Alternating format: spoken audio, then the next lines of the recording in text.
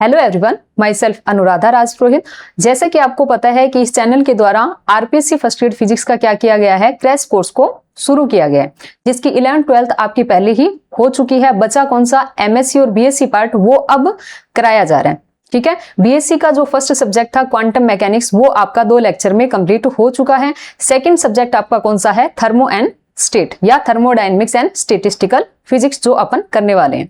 ठीक है, अगर अपन क्या करें, आरपीएससी फर्स्ट ग्रेड में अगर देखें कि थर्मोडायनेमिक्स एंड स्टेटिस्टिकल फिजिक्स के कौन कौन से टॉपिक अपने लिए गए हैं, तो उनका एक बार अपन रिव्यू कर लेते हैं कि क्या अपने को इसमें पढ़ना है। ठीक है, तो सबसे पहले आपके पास क्या है, मैक्सवेल वेलोसिटी डिस्ट्रीब्यूशन है। पहला टॉपिक आपके पास क्या है, मैक्सवेल वेलोसिटी डिस्ट्रीब्यूशन। सेकंड आपके पास में क्या है, ट्रांसपोर्ट फिनोमिना। ठीक है, ट्रांसपोर्ट फिनोमिना है, जिसमें आपके पास में क्या क्या आ जाते हैं, 3 चीजें आपकी आ जाती है। एक तो आपका आता है कोफिशिएंट ऑफ विस्कोसिटी, नेक्स्ट आपके पास थर्मल कंडक्टिविटी पढ़ेंगे, नेक्स्ट आपके पास इसमें डिफ्यूजन आ जाता है, और फिर इनमें क्या आ गई, 3 चीजें आ गई, विस्कोसिटी कोफिशिएंट आ गया, थर्मल कंडक्टिविटी के आ गया, डिफ्यूजन डी आ गया, और उसका जो इंटर रिलेशन है वो मोस्ट इंपोर्टेंट है, इस पे क्वेश्चन आता होता है। ठीक है, नेक्स्ट आपके पास है क्लोसियस-क्लैपेरॉन इक्वेशन है, वेपर प्रेशर कर्व है, वो अपन पढ़ लेंगे। उसके बाद आपके पास क्या है, मैक्सवेल रिलेशन, ये भी आपके पास में मोस्ट इंपोर्टेंट है, इससे भी क्वेश्चन बनते हैं। मैक्सवेल रिलेशन से 4 रिलेशन है, मोस्ट इंपोर्टेंट है। Next and their application, Maxwell relation है और उनकी एप्लीकेशंस अपने को पढ़नी है। नेक्स्ट आपके पास में टॉपिक आता है प्रोडक्शन ऑफ लो टेम्परेचर। ठीक है, किसी भी गैस का टेम्परेचर है वो लो कैसे किया जा सकता है, तो लो टेम्परेचर को प्रोड्यूस करने की अलग अलग टेक्निक है। वो टेक्निक क्या है, देखो, सबसे पहले आपके पास है जूल थॉमसन एक्सपेंशन, इसी के अंदर आएगा, और उसका जेटी कोफिशिएंट है वो आइडियल गैस के लिए भी निकालेंगे, एंड अपन रियल गैस बोल दो या फिर क्या बोल दो, वंडरवाल गैस बोल दो, उसके लिए भी अपन क्या करेंगे, JT coefficient, Joule Thomson coefficient निकालेंगे। तो ये सारा एक ही टॉपिक हो गया। नेक्स्ट आपके पास में लो टेम्परेचर की टेक्निक कौन सी है, आपके पास में कौन सा है, इसी में आ जाएगा, रुको एक बार, इसी में क्या आ जाएगा, टेम्परेचर इन्वर्जन भी इसी में ही आ जाएगा, इसी का ही टॉपिक है। नेक्स्ट आपकी टेक्निक ये है रीजनरेटिव कूलिंग। ठीक है, जिसे हिंदी में अगर बोलना चाहे तो पुनर्निवेशी शीतलन बोल सकते हैं, रीजनरेटिव कूलिंग है। नेक्स्ट आपके पास में टॉपिक है कूलिंग बाय एडियाबैटिक डीमैग्नेटाइजेशन, ये भी इंपॉर्टेंट है, एडियाबैटिक डीमैग्नेटाइजेशन, जिसमें लगभग 2 फॉर्मूले हैं जो आपके मोस्ट इंपोर्टेंट है। नेक्स्ट आपके पास में लिक्विड हीलियम है, जिसमें आपके पास में helium first and helium second का जो डिफरेंस है कि किसकी आपके पास में स्पेसिफिक हीट किसकी ज्यादा होती है। ठीक है, विस्कोसिटी में क्या आपके पास होता है, थर्मल कंडक्टिविटी कैसी होती है, तो ये चीज इन दोनों के बीच का जो डिफरेंस है वो मोस्ट इंपोर्टेंट है, वो अपने पढ़ने वाले हैं। उसके बाद सुपर फ्लूइडिटी, जो आपके पास हीलियम सेकंड की प्रॉपर्टी रहेगी, वो अपन आगे पढ़ लेंगे। नेक्स्ट आपके पास में है नेर्नेस्ट हीट थ्योरम आपके पास में है, नेक्स्ट टॉपिक है। ठीक है, उसके बाद यहां तक क्या हो जाती है, आपकी थर्मो कंप्लीट हो जाती है। ठीक है, यहां से यहां तक थर्मो कंप्लीट है। स्टेट के टॉपिक अपन देखते हैं कि स्टेट में अपन को क्या क्या पढ़ना है। तो सबसे पहले अपन पढ़ेंगे फेज स्पेस, उसके बाद ये आपके पास में बेसिक्स है इसके। ठीक है, फेज स्पेस क्या होता है, ठीक है, उसके बाद में माइक्रो मैक्रो स्टेट क्या होती है, ठीक है, सूक्ष्म और स्थूल अवस्थाएं क्या होती है। नेक्स्ट आपके पास थर्मोडायनेमिक प्रोबेबिलिटी क्या होती है, यहां तक बेसिक ही है। नेक्स्ट आपके पास है relation between entropy and thermodynamical probability. ठीक है, उसके बाद अपने पास क्या आ जाती है, यहां से अपने पास में बोस-आइंस्टीन स्टैटिक्स है या फिर इसके डिस्ट्रीब्यूशन फंक्शन है, ये सारे आपके पास में क्या होती है, क्वांटम स्टैटिक्स होती है, जिसमें अपन क्या क्या पढ़ लेंगे, बोस-आइंस्टीन स्टैटिक्स आ जाएगा, इसका डिस्ट्रीब्यूशन फंक्शन एफ ही आ जाएगा। ठीक है, प्लांक डिस्ट्रीब्यूशन फंक्शन आ जाएगा, रेडिएशन फॉर्मूला आ जाएगा, फर्मी डिराक स्टैटिक्स आ जाएगी, और इसका डिस्ट्रीब्यूशन, मतलब आपके पास 3 प्रकार की स्टैटिक्स आ जाएगी, प्लस आपके पास में क्या आ जाएगा, ब्लैक बॉडी रेडिएशन में आता है प्लांक डिस्ट्रीब्यूशन, तो वो भी आपको पढ़ना है। तो कुल मिला के ये सारे टॉपिक आपको क्या करने हैं इस क्रैश कोर्स में, मतलब बहुत फास्टली आपको पढ़ने हैं। ठीक है, तो ऐसा अपना लेक्चर रहने वाला है। अपना लेक्चर शुरू करने से पहले अपन क्या कर लेते हैं, जो आपके पास चैनल पे क्या चल रहे हैं, फिजिक्स बाय निखिल राज पे जो कोर्स चल रहे हैं उनकी थोड़ी सी बात अपन कर लेते हैं। ठीक है, तो पहला अपन ने अपने पास कौन सा है, आरपीएससी क्लास नोट्स बैच है। ठीक है, मान लीजिए कि आप क्या है, बीएड कर रहे हैं या एमएससी कर रहे हैं, मतलब आप क्या है कि अभी एलिजिबल नहीं हो आरपीएससी फर्स्ट ग्रेड के लिए, लेकिन अगर आप अभी से ही क्लास नोट्स बैच खरीदना चाहते हैं, आप उसमें मतलब देख सकते हैं थ्योरी या फिर कॉन्सेप्ट अपना क्लियर कर सकते हैं। ये बैच आप उन बच्चों के लिए काफी हेल्पफुल रहेगा जो अभी क्या है एलिजिबल नहीं है, उनके पास काफी अच्छा टाइम है, तो ये बैच उनके लिए काफी अच्छा रहेगा।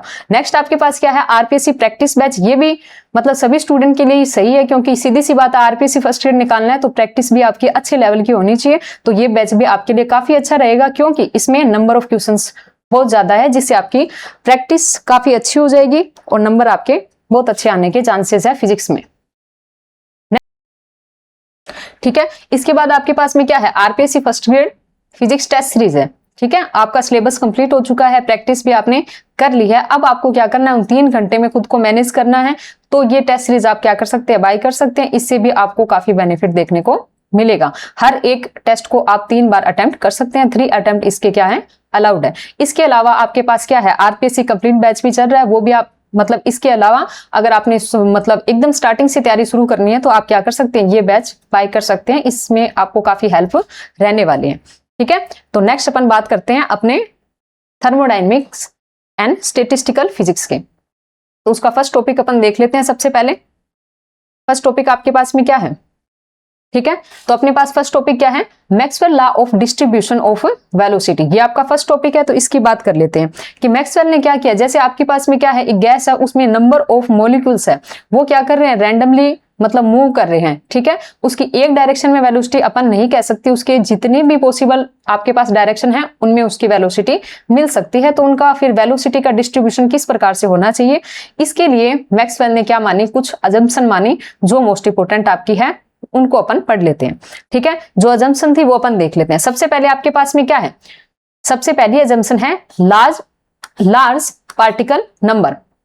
ठीक है, लार्ज पार्टिकल नंबर मतलब इसमें क्या है, कोई गैस है, उसमें नंबर ऑफ पार्टिकल्स, ठीक है, या नंबर ऑफ मॉलिक्यूल्स वो बहुत ज्यादा होते हैं, पहली अजम्पशन। सेकंड आपके पास में क्या है, आइडेंटिकल पार्टिकल होंगे, सारे के सारे क्या होंगे, सेम पार्टिकल होंगे, आइडेंटिकल पार्टिकल होंगे। नेक्स्ट आपके पास में क्या है, थर्ड आपके पास अजम्पशन है रैंडम मोशन करेंगे। रैंडम मोशन का मतलब क्या है, अगर आप देखना चाहो किसी एक डायरेक्शन में, मान लीजिए एक्स डायरेक्शन में कितने जा रहे हैं, किसी स्पेसिफिक डायरेक्शन में कितने पार्टिकल जा रहे हैं, तो ऐसा नहीं होगा, आपको हर एक डायरेक्शन में मतलब आपको नंबर ऑफ मॉलिक्यूल्स मिलेंगे, मतलब उनकी कोई एक स्पेसिफिक डायरेक्शन नहीं होती, रैंडम मोशन करते हैं। नेक्स्ट आपके पास क्या है, पॉइंट मास होगी। पॉइंट मास का मतलब क्या है कि उनका साइज जो है, उनका साइज जो है वो इतना कम है, उनकी मतलब सेपरेशन अगर देखें, दो मॉलिक्यूल के बीच की अगर सेपरेशन देखें, उस सेपरेशन की कंपैरिजन में उनका साइज बहुत कम है, उससे अपन क्या कहते हैं, पॉइंट मास कहते हैं। तो सीधी सी बात है, उनका साइज बहुत कम होता है। ठीक है, नेक्स्ट आपके पास में अगर ये आपस में कोलाइड करते हैं तो कौन सी कोलिजन होगी, इसमें इलास्टिक कोलिजन होगी। ठीक है, इलास्टिक कोलिजन आपके पास में इसमें होगी। नेक्स्ट आपके पास में है नो इंटरमोलिक्यूल फोर्सेस, मतलब इनके बीच में कोई भी फोर्स नहीं लगता है, ना तो अट्रैक्शन फोर्स लगता है ना ही रिपल्सन फोर्स लगता है। ठीक है, तो इनके बीच में जब तक ये टकराए ना तब तक कोई भी फोर्स नहीं लगता है, नो इंटरमोलिक्यूलर फोर्सेस। नेक्स्ट आपके पास में क्या, ठीक है, तो 7 नंबर पर आपके पास क्या है, आइसोट्रोपिक बिहेवियर, मतलब इनके पास क्या है, अगर आप देखेंगे कि इसमें मतलब नंबर ऑफ मॉलिक्यूल्स है या उनकी मोशन है वो हर एक डायरेक्शन में पाई जाएगी। ठीक है, इसमें किसी भी स्पेसिफिक डायरेक्शन में इनकी मोशन होगी ऐसा आपको देखने को नहीं मिलेगा, इनकी सब डायरेक्शन के अंदर मोशन मिलेगी। तो इसको अपन क्या बोल देंगे, आइसोट्रोपिक बिहेवियर। ठीक है, इसको क्या बोल देंगे, आइसोट्रोपिक बिहेवियर अपन बोल देंगे। नेक्स्ट देखो आपके पास में क्या है, नेक्स्ट आपके पास में क्या है, नेक्स्ट है probability of molecule having velocity between v and v plus dv। ये आपके पास में इंपॉर्टेंट है। प्रोबेबिलिटी फंक्शन जो आपके पास में है वो किस प्रकार से दिया गया, मैक्सवेल डिस्ट्रीब्यूशन जो फंक्शन जिसको बोलते हैं एफ वो किस प्रकार से दिया गया। जैसे 3D में अपन बात करें तो क्या है, m/2π/kt की पावर कितनी है, 3/2 है। उसके बाद e की पावर कितना, -mv²/2kt डॉट 4πv² dv, क्योंकि ये क्या है 3D है तो कहीं ना कहीं वॉल्यूम की बात होगी, तो ये वॉल्यूम वाली डायमेंशन इसमें ली गई है। यहाँ पे आपको याद रखना है कि m/2π/kt है तो ये क्या होगा, d/2 होता है। जैसे डायमेंशन क्या है, आपके पास में 3D है तो 3/2 हो जाएगा, 2D है तो 2/2 हो जाएगा और 1D है तो 1/2 हो जाएगा। और ये वाला फैक्टर जो आपका है e की पावर -mv²/2kt वो सब में ही सेम रहने वाला है। बात रही 2D की, तो 2D में क्या डिफरेंस आएगा, 2/2 तो आएगा, यहाँ पे क्या आएगा 2πv.dv आएगा। क्यों, क्योंकि 2D है तो अपने को 2 डायमेंशन में इसको बनाया गया है या फिर एरियल डायमेंशन में इसको बनाया गया है। नेक्स्ट आपके पास 1D है, 1D में तो सिर्फ क्या लिया गया है, dv लिया गया है। ये वाला फैक्टर हो ही गया d/2 के हिसाब से, ये वाली चीज सब में सेम आ रही है। इसमें क्या आ रहा है 4πv² dv 3D के हिसाब से, इसमें 2D के हिसाब से, इसमें 1D के हिसाब से आ रहा है। नेक्स्ट आपके पास में ये जो है f है वो किसके प्रोपोर्शनल आ रहा है, v² और e की पावर -bv² के प्रोपोर्शनल। ये वाला जो आपके पास मतलब डिपेंडेंसी है ये आपकी इंपॉर्टेंट है। ठीक है, यहाँ पे इसको कांस्टेंट मान लिया गया, सारे को b बोल दिया गया, बाकी v स्क्वायर मतलब वेलोसिटी को खाली लिया गया, बाकी को कांस्टेंट मान दिया गया। तो अपन क्या करेंगे 3D के लिए आपका जो ये है डिस्ट्रीब्यूशन फंक्शन, इसका क्या करेंगे ग्राफ बनाएंगे। तो इसमें होगा क्या, इसमें दो फैक्टर है, एक तो आपके पास में क्या है v स्क्वायर है, दूसरा आपके पास में क्या है e की पावर माइनस का bv स्क्वायर है। जब आपके पास में क्या होगी लो वैल्यूज होंगी, लो वैल्यू होगी, तो ये वाला जो फैक्टर आपका v स्क्वायर, ये वाला क्या रहेगा इफेक्टिव रहेगा, ग्राफ है वो v स्क्वायर के हिसाब से बढ़ेगा। नेक्स्ट आपके पास में जब हाई वैल्यू होगी तो आपके पास में एक्सपोनेंशियल वाला जो आपके पास क्या है क्वांटिटी है वो आपके पास में क्या रहेगी इफेक्टिव रहेगी आपके पास में, किस में हाई के लिए, हाई वैल्यूज के लिए, किसके लिए हाई वैल्यूज के लिए,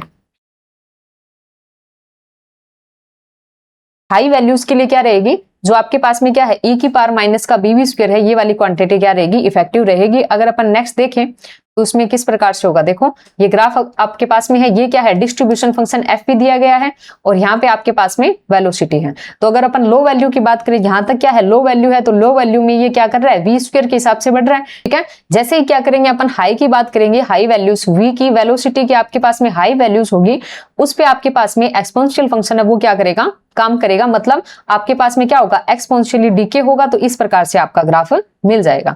तो ये ग्राफ आपको समझ आ गया। अब इसमें तीन ग्राफ बनाए गए हैं, एक टेम्परेचर T1 है, T2 है, T3 है, और उसी के हिसाब से आपको मोस्ट प्रोबेबल वेलोसिटी मिल रही है VMP1, VMP2 और VMP3। ठीक है, अब जिसके लिए टेम्परेचर ज्यादा है उसके लिए आपके पास मोस्ट प्रोबेबल वेलोसिटी है वो भी क्या आपको मिल रही है, ज्यादा मिल रही है, क्योंकि T3 greater than T2 greater than T1 है, तो VMP3 greater than VMP2 greater than VMP1, मतलब टेम्परेचर बढ़ने पे आपके पास मोस्ट प्रोबेबल वेलोसिटी भी बढ़ रही है। ठीक है, तो नेक्स्ट अपन बात करें तो नेक्स्ट आपके पास क्या है, देखो नेक्स्ट आपके पास में क्या है, एक तरफ तो आपके पास में क्या है वेलोसिटी है, दूसरी तरफ आपके पास क्या है स्पीड रखी गई है। एक तरफ वेलोसिटी है, दूसरी तरफ आपके पास में क्या है स्पीड है। ठीक है, तो इसमें अपन क्या करेंगे 3D 2D और 1D के अंदर बात करेंगे कि इनकी वैल्यूज कितनी होती है किसकी। एक तो आपके पास में क्या है VRMS का मतलब क्या है रूट मीन स्क्वायर वेलोसिटी, फिर आपके पास में है V एवरेज, फिर आपके पास मोस्ट प्रोबेबल वेलोसिटी। ठीक है, तो अपन बात करते हैं 3D के अंदर। 3D के अंदर बात करें तो सीधी सी बात है VRMS ही आपके पास में 3D 2D और 1D में मिलती है, कितनी मिलती है 3 kT/m रूट के अंदर, रूट 2 kT/m रूट kT/m।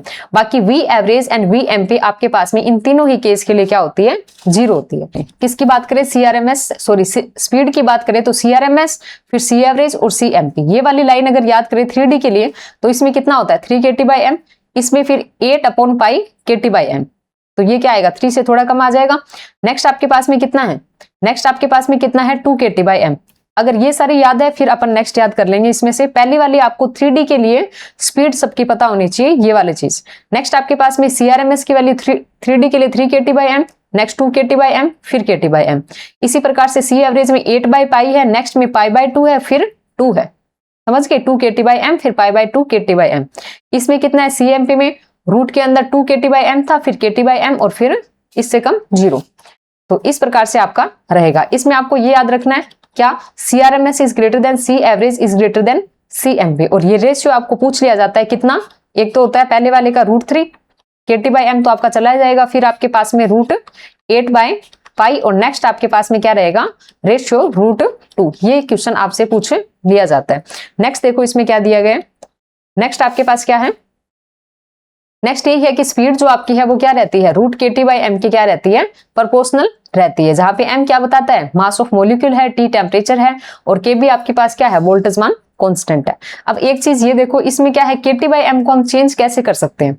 ठीक है, kT/m को क्या किया गया है आवागाद्रो नंबर है Na से ऊपर नीचे मल्टीपल किया गया है। ठीक है, तो k और Na मिलके क्या बना लेते हैं r, क्योंकि r इक्वल टू क्या होता है r equal to n into Na into k होता है, तो ये आपके पास में इस प्रकार से आ जाएगा। और m इंटू Na क्या बना लेता है कैपिटल M मोलिकुलर वेट बना लेता है। तो ये भी चीज आपके पास इंपॉर्टेंट है। कई बार क्या होता है KT/स्मॉल m की जगह अपन क्या करते हैं RT बाई कैपिटल M से सोल्व करते हैं, जिस प्रकार से हमें डाटा दिया हुआ होता है।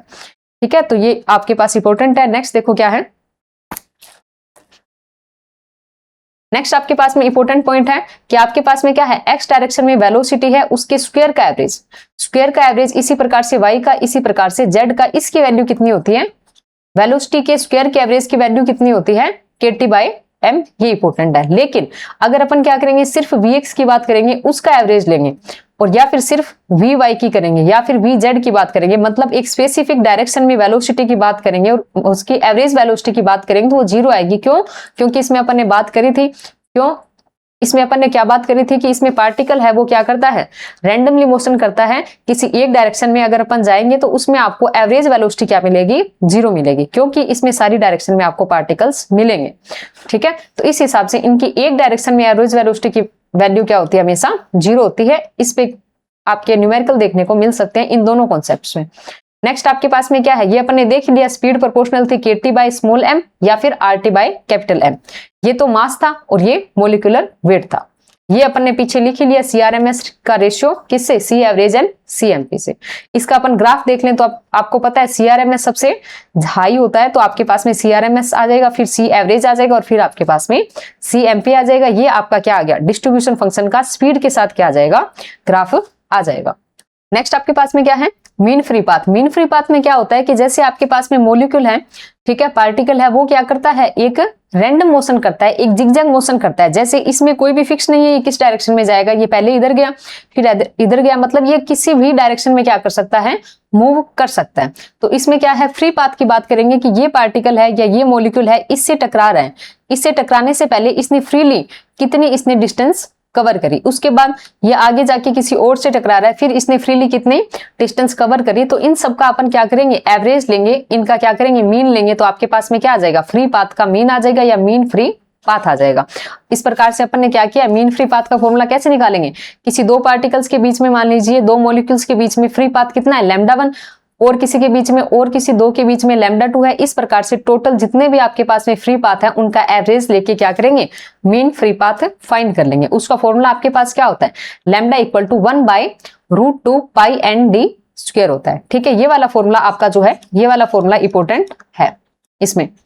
ठीक है, इसमें d आपके पास में क्या है, डायमीटर ऑफ मॉलिक्यूल है, मॉलिक्यूल का क्या है, ये व्यास है। n आपके पास में क्या है, नंबर डेंसिटी, जिसमें क्या होता है capital N number of molecules by आपके पास में क्या आ जाएगा, उसका टोटल वॉल्यूम आ जाएगा। इसको अपन क्या बोल देंगे, नंबर डेंसिटी स्मॉल n बोल देंगे।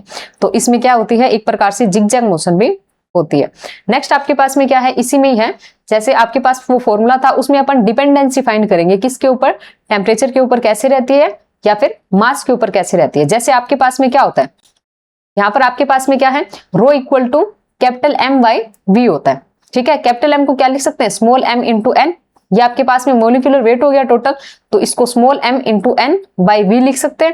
ठीक है, इसको अपन ने क्या लिख दिया, m को छोड़ दिया, और n/v को अपन पीछे लिख के आए हैं नंबर डेंसिटी, तो इसको mn लिख दिया। तो इसको क्या बोल देंगे अपन, मास डेंसिटी बोल देंगे। क्या बोल देंगे, मास डेंसिटी। इसको अपन क्या बोल देंगे, मास डेंसिटी बोल देंगे। नेक्स्ट आपके पास में अब अपन इस पे डिपेंडेंसी फाइंड करना चाहते हैं, तो λ = क्या था, 1/√2 π/n/d² था। ठीक है, इसमें क्या कर दिया, स्मॉल m जो मास था मॉलिक्यूल का उसका ऊपर नीचे मल्टीप्लाई कर दिया। अब ये n और ये m ये दोनों मिलके क्या बना लेंगे, रो बना लेंगे। तो रो पे डिपेंडेंसी आ जाएगी इसकी, कि रो के क्या होता है, मीन फ्री पाथ रो के डिसप्रोपोर्शनल होता है, पहली डिपेंडेंसी। ठीक है, नेक्स्ट आपके पास में यही फॉर्मूला था। अब n एक आपके पास में ये भी तो होता है, PV = nRT में आपके पास में क्या है, PV = n/NA/RT है। या फिर अपन क्या कर सकते हैं, n/NA लिखा है तो आपके पास में क्या होगा, R/NA क्या बना देगा, KB बना देगा। ठीक है, R/NA KB बना देगा, तो PV = n/kBT लिख सकते हैं, या फिर n को क्या लिख सकते हैं, P/kBT। ऐसा क्यों किया है, क्योंकि अपन क्या कर सकते हैं, लैम्डा की इससे प्रेशर पे और टेम्परेचर पे डिपेंडेंसी फाइंड कर सकते हैं। तो n = P/kBT है, तो आपके पास में P आएगा नीचे क्योंकि n नीचे है, और KT जाएगा ऊपर। ठीक है, तो यहां से आपको क्या समझ आ गया कि लैम्डा है वो क्या आ रहा है, T के प्रोपोर्शनल है, लैम्डा है वो डिसप्रोपोर्शनल है किसके, प्रेशर P के, और आपके पास में एक आपके पास ऊपर था लैम्डा डिसप्रोपोर्शनल टू रो और है। तो ये तीन चीजें आपके पास प्रोपोर्शनलिटी आ गई, इस पे क्वेश्चन आ सकता है। नेक्स्ट देखो क्या है, नेक्स्ट आपके पास है the probability of molecules which doesn't suffer collision up to a distance x is. तो अपने को क्या करना है कि आपके पास में क्या है, मान लीजिए कि n0 पार्टिकल्स आ रहे हैं। ठीक है, n0 पार्टिकल्स आ रहे हैं। n पार्टिकल क्या है, ऐसे पार्टिकल, मतलब n0 में से ऐसे पार्टिकल जो टकराएंगे नहीं, तो उसकी प्रोबेबिलिटी n0 e⁻⁻x/λ। तो कुल मिला के आपके पास प्रोबेबिलिटी कितनी आ गई, e⁻⁻x/λ। ये भी आपके पास में इंपॉर्टेंट है। ठीक है, तो मतलब आपके पास में क्या है, ऐसे पार्टिकल, ऐसे नंबर ऑफ मॉलिक्यूल्स जो x डिस्टेंस कवर कर लेंगे बिना टकराए हुए, उसकी प्रोबेबिलिटी है। समझाया गया है कि x इक्वल टू कितना, ट्रेवल डिस्टेंस है, ठीक है। n क्या है, molecule that doesn't collide up to x distance. n0 total number of molecule आपके पास में आ जाएंगे। नेक्स्ट देखो क्या है, नेक्स्ट आपके पास में क्या है, उसी में अगर अपन क्या कर दें, x को लैम्डा के बराबर कर दें तो ये क्या आ जाएगा, n equal to n0 e की पावर कितना, माइनस लैम्डा बाई लैम्डा, या e की पावर कितना आ जाएगा, -1, या फिर ये नेक्स्ट क्या आ जाएगा, n0 equal to n equal to कितना, n0 बाई 2.73, क्योंकि 1/e होगा, एक्सपोनेंशियल की वैल्यू कितनी होती है, 2.73 के अराउंड होती है, तो ये आपके पास कितना आएगा, 0.37 n0 आएगा, ठीक है। तो इसमें अपन क्या बोलेंगे, the probability of molecule not making collision up to a distance equal to a mean free path lambda is कितना, e की पावर -1, या फिर 0.37, या फिर 37%। मतलब पार्टिकल क्या है, लैम्डा जो आपके पास मीन फ्री पाथ डिस्टेंस तक बिना टकराए मूव कर जाएंगे, बिना टकराए, बिना कोलिजन करे क्या कर सकते हैं, इतनी डिस्टेंस कवर कर जाएंगे लैम्डा के बराबर, तो उसकी प्रोबेबिलिटी आपके पास कितनी रहेगी, 37% रहेगी, ठीक है। ये हो गया। नेक्स्ट देखो इसके बाद क्या है आपके पास, ठीक है। नेक्स्ट आपके पास टॉपिक क्या है, ट्रांसपोर्ट फिनोमिना, अभिगमन घटनाएं, ठीक है। तो इसमें आपके पास में क्या है, इसमें मैन आप देखोगे तो इसमें ग्रेडियंट देखा जाएगा। ग्रेडियंट में क्या है कि कोई भी आपके पास क्वांटिटी है, उसका एक जगह पे मतलब किसी एक स्पेसिफिक डायरेक्शन में देखें वैल्यू, तो वो क्या हो रहा है, पहले कम था, फिर कम होते होते वो धीरे धीरे क्या हो रहा है, बढ़ रहा है। मतलब किसी भी क्वांटिटी का आपके पास में क्या देखा जाएगा, ग्रेडियंट देखा जाएगा। अब वो ग्रेडियंट है वो अलग अलग क्वांटिटी हो सकती है, अलग अलग क्वांटिटी के बेसिस पे ही अपने को विस्कोसिटी पढ़ना पड़ेगा, या डिफ्यूजन पढ़ना पड़ेगा, या फिर आपको थर्मल कंडक्टिविटी पढ़ना पड़ेगा, ठीक है। तो इसमें आपके पास 3 चीजें आएंगी, वो 3 चीजें अपन देख लेते हैं। उससे पहले ये देख लेते हैं इसमें क्या होता है, flux density of physical quantity equal to transport coefficient into driving force आपके बराबर होगा, ठीक है। तो सबसे पहला इसमें क्या आता है आपके पास में, विस्कोसिटी आता है, ठीक है, विस्कोसिटी आता है। तो विस्कोसिटी में अपन देखेंगे तो इसमें क्या होगा, जो भी आपके पास में ड्राइविंग फोर्स होगा वो किस पे, मतलब इसमें क्या है, ड्राइविंग फोर्स इसका देखा जाएगा वो किसके प्रोपोर्शनल रहेगा, आपके किसके प्रोपोर्शनल रहेगा, वेलोसिटी ग्रेडियंट के रहेगा। किसके रहेगा, वेलोसिटी ग्रेडियंट, वेलोसिटी ग्रेडियंट, ठीक है। ये वेलोसिटी ग्रेडियंट के क्या रहेगा, प्रोपोर्शनल रहेगा, ठीक है। तो एक तरफ क्या है, वेलोसिटी ग्रेडियंट है, तो एक तरफ वैल्यू कम है, जेड डायरेक्शन में अगर देखी जाए तो पहले नीचे क्या है, वैल्यू कम है, जैसे जैसे ऊपर जा रहे हैं इसकी वैल्यू क्या जा रही है, बढ़ती जा रही है, इससे ज्यादा मतलब ऐसे बढ़ती जा रही है, ठीक है। पहले कम है, फिर ऊपर की तरफ जेड डायरेक्शन के अंदर क्या हो रही है, वेलोसिटी अगर बढ़ती जा रही है, तो ये आपके पास में वेलोसिटी का जेड डायरेक्शन के अंदर क्या आ जाएगा, ग्रेडियंट आ जाएगा, उसके ये क्या रहेगा, प्रोपोर्शनल रहेगा। नेक्स्ट आपके पास में क्या आ गया, प्रोपोर्शनलिटी हटेगी तो नीटा आ जाएगा। नीटा आपके पास में क्या होता है, कोफिशिएंट ऑफ विस्कोसिटी होता है, तो इसको एफएक्स लिख सकते हैं। मोमेंटम है बाय आपके पास में टाइम इनटू एरिया है, तो इसको अपन क्या लिख सकते हैं, एफएक्स लिख सकते हैं। तो एफएक्स इक्वल टू कितना आया, माइनस का नीटा ए डीवीएक्स अपॉन डीजेड आ जाएगा, ठीक है। ये वाला फॉर्मूला आपके पास हो जाएगा। नेक्स्ट आपके पास में यहाँ नेगेटिव साइड क्या रिप्रेजेंट करता है, FX anti parallel to gradient. Gradient के जो आपके पास में ग्रेडियंट है, वेलोसिटी ग्रेडियंट, उसके क्या है, एंटी पैरेलल है, क्या, ड्राइविंग फोर्स आपका उसके जस्ट अपोजिट है, एंटी पैरेलल है। नेक्स्ट आपके पास में क्या है, ये वाला फॉर्मूला आपके पास इंपॉर्टेंट है नीटा का, ठीक है, क्योंकि इससे आपका क्वेश्चन आता होता है। नीटा इक्वल टू कितना होता है, eta equal to 1/3 rho c bar lambda होता है। ये फॉर्मूला आपको याद रखना है। रो इक्वल टू आपको पता ही है, mn आपके पास आ जाएगा, ठीक है। नेक्स्ट आपके पास यहां देख सकते हो कि m क्या है, मास ऑफ मॉलिक्यूल है, n नंबर डेंसिटी n/v है, c बार आपके पास में क्या है, एवरेज आपकी स्पीड हो जाएगी, एवरेज स्पीड कर लो, एवरेज वेलोसिटी कर लो, ठीक है, एवरेज स्पीड हो जाएगी। इसकी वैल्यू आपको पता ही है, 3D के अंदर बात करेंगे तो क्या आएगा, रूट में n/kT/m आ जाएगा, ठीक है। लैम्डा मीन फ्री पाथ है, रो आपके पास में क्या था, mass by volume, m capital N/v कर देंगे या mn कर देंगे। क्यों कर रहे हैं ऐसा, क्योंकि इसका अपन आगे जाके क्या करेंगे, फॉर्मूला भी निकालेंगे, जिससे अपने को नीटा की मास पे, टेम्परेचर पे डिपेंडेंसी पता चल जाएगी। उससे कई बार डिपेंडेंसी पे क्वेश्चन आ जाता है, डिपेंडेंसी पूछ लेते हैं, ठीक है। तो नेक्स्ट अपन देखें तो क्या आएगा, नेक्स्ट आपके पास देखो नीटा इक्वल टू देखो 1/3 था, रो की वैल्यू mn रख दी, सी बार की वैल्यू कितनी रख दी, √8 kT/m रख दी, कितनी रख दी, 8 kT/m, और लैम्डा की वैल्यू आपको पता ही है कितनी, 1/√2πn d² आ जाएगी, ठीक है, अब इसको अपन क्या कर सकते हैं, सोल्व कर सकते हैं। इसमें अगर देखें तो यहाँ तो क्या किया गया है, यहाँ पे इसका सिंपल क्या किया गया है, सॉल्यूशन किया गया है। जो भी इसमें कट रहा है, जैसे n से n इसमें कैंसिल हो रहा है, ठीक है, मास ऊपर है तो रूट m ऊपर चला जाएगा, तो ये चीज आप सोल्व कर सकते हैं। नेक्स्ट इसमें क्या किया गया एक्स्ट्रा में, इसको अपन यहां तक तो समझ आएगी आपके पास में, ठीक है। 3√2 है तो 8 से भी इसका कुछ कटेगा, 2√2 होगा तो आपके पास में 2/3 बचेगा, ठीक है। तो नेक्स्ट आपके पास में इस प्रकार से कुछ आ जाएगा, ठीक है। नेक्स्ट अपन बात करें तो यहाँ पे दो चीजें आ रही है, एक तो आपका आ रहा है स्मॉल मास मतलब मॉलिक्यूल का मास, और एक आपके पास में वोल्टेज मान कांस्टेंट क्या आ रहा है, ठीक है। तो अपने को क्या कर सकते हैं, इनको चेंज करेंगे। कैपिटल स्मॉल m है, इसको क्या किया गया है, कैपिटल M बाय Na रख दिया गया, ठीक है। और k को क्या रख दिया, k को रख दिया R बाय Na। ये वाली चीज इसने की है। ऐसा क्यों कर रहा है, ताकि ये इसको कैपिटल M पे इसकी डिपेंडेंसी जान सके, इसलिए ऐसा किया जा रहा है, ठीक है। ये रहा M by Na R by Na, ये वाली आपके पास में टर्म। उसके बाद अपन सोल्व कर सकते हैं। सोल्व करेंगे तो आपके पास में इस प्रकार से कुछ एक्सप्रेशन बनने वाला है, ठीक है। इस प्रकार से आपके पास एक्सप्रेशन बनेगा। तो अपने को यहां से क्या पता लग रहा है कि नीटा है वो क्या है, रूट टी के प्रोपोर्शनल होता है। नीटा किसके होता है, रूट टी के प्रोपोर्शनल होता है। रूट एम के, एम यहाँ पे क्या है, मोलिकुलर वेट है, उसके रूट एम के प्रोपोर्शनल होता है। और मास के भी क्या होता है, रूट के ही प्रोपोर्शनल होता है। ये डिपेंडेंसी आपकी यहाँ पे इंपॉर्टेंट है। पहले वाला फॉर्मूला था वो भी आपका क्या है, इंपॉर्टेंट है, यहां से क्वेश्चन बन जाता है। या एक बात करें कि ये जो सारा डेरिवेशन है, इस डेरिवेशन का आपका मतलब एग्जाम में कोई भी रोल नहीं है, ये समझने के पर्पज से है। इंपॉर्टेंट आपके पास में क्या है, इंपॉर्टेंट चीज आपकी यही है। एक तो ये वाला फॉर्मूला आपका इंपॉर्टेंट है, ठीक है। 3 फॉर्मूले आएंगे, वो 3 फॉर्मूले और उनके आपस में रिलेशन इंपॉर्टेंट है, और आपकी डिपेंडेंसी इंपॉर्टेंट है। ये फॉर्मूला भी याद रखने की जरूरत नहीं है, बस आपको डिपेंडेंसी पता होनी चाहिए, किसकी, मास पे, मोलिकुलर वेट पे, टेम्परेचर पे डिपेंडेंसी क्या होती है, बस इतना ही पता होना चाहिए, बाकी सब समझने के पर्पज से है।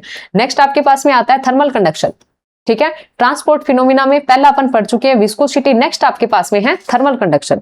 अब इसमें अपन क्या करेंगे, इसमें अपन मतलब जैसे पीछे वाले में आपके पास में क्या था, आपके पास में ड्राइविंग फोर्स जो था वो किसके प्रोपोर्शनल था, वेलोसिटी ग्रेडियंट के था। वेलोसिटी ग्रेडियंट से अपने को विस्कोसिटी कोफिशिएंट मिल गया था। अब यहाँ पे क्या होगा, टेम्परेचर ग्रेडियंट होगा, मतलब पहले टेम्परेचर कम है किसी डायरेक्शन में जाने पे, धीरे धीरे जेड डायरेक्शन में ऊपर की तरफ टेम्परेचर बढ़ता जा रहा है, मतलब आपके पास टेम्परेचर ग्रेडियंट होगा। वहां पे आपको क्या मिलेगी, थर्मल एनर्जी, उष्मा चालन अपने को मिलेगा, थर्मल टाइप की एनर्जी आपको मिलेगी, ठीक है। तो यहाँ पे आपके पास में क्या होगा, आपके पास में थर्मल कंडक्टिविटी जो कोफिशिएंट होता है वो आपको मिल जाता है के। तो यहाँ पे जे यू इसको लिखा है इक्वल टू कितना, माइनस का के ग्रेडियंट टी। इसको क्या लिख दिया, टोटल चार्ज आ रहा है बाय आपके पास में एरिया, पर यूनिट एरिया में जितना चार्ज आ रहा है उसको अपन ने लिख दिया। इक्वल में आपके पास में यहाँ पे प्रोपोर्शनलिटी कांस्टेंट क्या आता है, के आता है। के आपके पास में थर्मल कंडक्टिविटी है, यहाँ पे क्या लिया गया है, टेम्परेचर ग्रेडियंट लिया गया है, ठीक है। टेम्परेचर ग्रेडियंट के साथ आपको क्या मिलता है, थर्मल कंडक्शन वाला कॉन्सेप्ट आपका होता है, थर्मल एनर्जी आपको मिलती है। नेक्स्ट देखो क्या है, नेक्स्ट इसी में ही है। अब इसमें जैसे आपने क्या किया था, नीटा का फॉर्मूला लिखा था, उसी प्रकार से के का फॉर्मूला ये वाला इंपॉर्टेंट है। के जो आपके पास में है थर्मल कंडक्टिविटी का, ये वाला फॉर्मूला आपके पास में इंपॉर्टेंट है। जैसे आपका डिफ्यूजन वाला फॉर्मूला अभी रह गया है, ठीक है। डिफ्यूजन को अपने को मतलब फर्स्ट में पढ़ना था, कोई बात नहीं, अपन ने लास्ट में रख लिया है, कोई बात नहीं। इसको देख लेते हैं। जैसे तो अपने पास ऐसे होता है कुछ, जैसे ये क्या है, 1/3 MnC बार लैम्डा CV। आपने क्या लिखा था, नीटा इक्वल टू लिखा था 1/3 रो लिखा था, C बार लिखा था, लैम्डा लिखा था। तो ये भी तो रो ही है, C बार है, लैम्डा है। एक्स्ट्रा क्या आया, एक्स्ट्रा आपके के की बात करें तो के में क्या आया, नीटा इंटू CV, ठीक है। नीटा तो था ही, बस उसमें एक्स्ट्रा क्या किया गया है, CV को इंक्लूड किया गया, बस इतना ही है, ठीक है। और एक आपका कौन सा होता है, डिफ्यूजन आएगा आगे, उसमें क्या होता है 1/3 C बार लैम्डा, बस इतना ही होता है। उसमें C बार लैम्डा होता है, ठीक है। नीटा में क्या आ जाता है, डी के साथ एक्स्ट्रा रो आ गया, और के में क्या आ गया, नीटा वाले में एक्स्ट्रा CV आ गया। 3 फॉर्मूले होते हैं। तो ये वाला फॉर्मूला हो गया। जैसे पीछे अपन ने क्या किया था, इसकी कैलकुलेशन करके इसकी डिपेंडेंसी फाइंड की थी, सेम इसी तरीके से यहाँ पे अपन क्या करेंगे, डिपेंडेंसी इसकी फाइंड करेंगे। तो ये वाला क्या, इसमें क्या किया गया, रो को MN लिख दिया गया, C बार है, लैम्डा है, CV है, यहां तक ठीक है। MN लिख दिया गया, बस इनकी वैल्यू खोल दी गई है। जैसे C बार की √8 kT/m लिख दी गई है, ये लैम्डा की वैल्यू आपने लिख दी, ठीक है। नेक्स्ट आपके पास में क्या किया गया, इसमें आपके पास सीधी सी बात है, स्मॉल m है तो इसको कैपिटल M बनाने की कोशिश करेगा। ऊपर क्या बचेगा, √m बचेगा। स्मॉल m क्या है, यहाँ पे 1 पावर है, हाफ पावर है, तो क्या बचेगा, ऊपर हाफ बचेगा, तो इसको क्या है कैपिटल M बनाने की कोशिश की गई है। K को क्या बनाया गया, वैसे ही R बनाया गया जैसे पीछे वाले में अपन ने किया था। तो इस प्रकार से फॉर्मूला आपका बनेगा। अब एक्स्ट्रा क्या किया गया, CV को क्या किया गया, मोलिकुलर वेट से ऊपर नीचे मल्टीप्लाई किया गया। ऐसा क्यों किया गया, क्योंकि यहां पर क्या है CVM लिखा जाएगा। CVM क्या होता है, CV by capital M molecular specific heat. इस पे सिंपल क्वेश्चन आपका आ जाता है, मोलिकुलर स्पेसिफिक हीट आपको पूछ ली जाती है कई बार। तो इसीलिए यहाँ पे कैपिटल M जो है मोलिकुलर वेट से ऊपर नीचे मल्टीप्लाई करके इसको सोल्व किया गया। ठीक है, इसको सोल्व कर सकते हैं, नीचे √m बचेगा, बस यही होगा। और ये किस में बन जाएगा, CVM में बन जाएगा। और CVM ये आपके पास में क्या है, CV बाय कैपिटल M है। ठीक है, तो नेक्स्ट अपन देखें तो क्या होगा, देखो नेक्स्ट आपके पास में यही चीज इसमें है। हाँ, ये चीज इंपॉर्टेंट है। इसमें जो आपके पास में क्या है, आपके पास में K है वो √T के क्या है, प्रोपोर्शनल है, लेकिन मोलिकुलर वेट के डिसप्रोपोर्शनल है। मोलिकुलर वेट के क्या है, डिसप्रोपोर्शनल आपका रहेगा। ये चीज आपकी क्या है, K इज डिसप्रोपोर्शनल टू √m। ये वाली चीज इंपॉर्टेंट है, ये वाली चीज आपकी क्या है, इंपॉर्टेंट। ये वाली चीज आपकी इंपॉर्टेंट है कि K जो है आपके पास में थर्मल कंडक्टिविटी है वो M के क्या होता है, मोलिकुलर वेट के डिसप्रोपोर्शनल है, हाफ पावर के। लेकिन नीटा आपके पास में क्या था,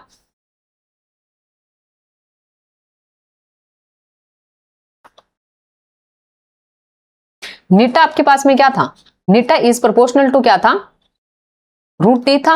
और नीटा इज प्रोपोर्शनल टू क्या था, √m था। लेकिन इसमें क्या √T तो ठीक है, लेकिन ये √m के क्या आ रहा है, डिसप्रोपोर्शनल आ रहा है। ये चीज आपकी इंपॉर्टेंट है, थोड़ी अलग है। नेक्स्ट आपके पास क्या, ठीक है, नेक्स्ट आपके पास थर्ड आपके पास ट्रांसपोर्ट फिनोमिना क्या है, डिफ्यूजन है। ठीक है, डिफ्यूजन के अंदर क्या होता है, नंबर ऑफ पार्टिकल्स जो है, पार्टिकल डेंसिटी जिसको बोल सकते हैं, तो वो आपके पास में क्या होती है, उसका डिफरेंस पाया जाता है कि एक जगह पे क्या है, नंबर ऑफ पार्टिकल्स बहुत ज्यादा है, वो डिफ्यूज होके क्या हो रहे हैं, जहां पर कम है या फिर किसी और जगह पे जा रहे हैं। तो यहाँ पे डिफ्यूजन के अंदर क्या हो जाता है, नंबर डेंसिटी का ग्रेडियंट पाया जाता है। इसमें क्या होता है, इसमें क्या होता है आपके पास में gradient of number density, gradient of number density. Number density का ग्रेडियंट करेंगे तो वहां पे आपके पास में क्या होगा, डिफ्यूजन कांस्टेंट आपको मिलेगा, D आपको मिलेगा। डिफ्यूजन में ऐसा कुछ आपके पास में होता है। तो इसमें अपन देखें तो नेक्स्ट देखो क्या आएगा इसमें, नेक्स्ट आपके पास में इसमें क्या है, आपके पास में JN इक्वल टू आपके पास में क्या आएगा, माइनस का D और आपके पास में del N upon del Z है। डिफ्यूजन कांस्टेंट आ गया। ये आपके पास में यहाँ पे क्या आ गया, नंबर डेंसिटी का ग्रेडियंट आ गया। नंबर डेंसिटी के ग्रेडियंट से रिलेटेड कौन है, डिफ्यूजन है। इसी प्रकार से वेलोसिटी ग्रेडियंट से रिलेटेड आपका कौन सा था, विस्कोसिटी थी। और एक आपके पास में कौन सा था, टेम्परेचर ग्रेडियंट से रिलेटेड आपकी कौन सी थी, नीटा नहीं थी आपकी, वो थी थर्मल कंडक्टिविटी थी। ठीक है, तो ये आपके पास में आ गया। अब इसका फॉर्मूला ये वाला इंपॉर्टेंट है। ठीक है, नेक्स्ट आपका जो ये वाला फॉर्मूला है, D इक्वल टू कितना, D equal to 1/3 C bar lambda. ये वाला फॉर्मूला आपका इंपॉर्टेंट है, D का, नीटा का और एक K का, ये तीन फॉर्मूले आपके इंपॉर्टेंट है। ये वाला फॉर्मूला आ गया तो इसमें क्या करेंगे, लैम्डा की वैल्यू रख दी है, C बार की वैल्यू अपन ने रख दी है। ठीक है, स्मॉल m से ऊपर नीचे इसने क्या किया गया है, मल्टीप्लाई इसने किया है। क्यों, क्योंकि इसको क्या करना है, मतलब इसको सोल्व करने के लिए इसको ऐसा किया गया है। तो इसमें कितना आ जाएगा आपके पास में, इसमें क्या किया गया, ऊपर नीचे क्या किया गया, m से मल्टीपल किया गया है। तो आपका ये n और m मिलके क्या बना लेंगे, रो बना लेंगे। क्या बना लेंगे, रो बना लेंगे। तो इसने रो बना लिया। ठीक है, ऊपर m है तो ये √m क्या चला जाएगा, ऊपर की तरफ चला जाएगा। तो इससे प्रोपोर्शनलिटी अपने पास आ जाएगी। कैसे कैसे आ जाएगी कि आपके पास में क्या है, रो जो है आपके पास में, रो आपके पास में है वो क्या होता है, 1/T, मतलब टेम्परेचर के डिसप्रोपोर्शनल होता है। रो पहले से ही क्या है, टेम्परेचर के डिसप्रोपोर्शनल है। अब यहाँ पे क्या है आपके पास में, D है वो क्या है, डिसप्रोपोर्शनल है 1/रो। एक चीज आ गई। और आपके पास में पता है रो है वो डिसप्रोपोर्शनल है 1/T।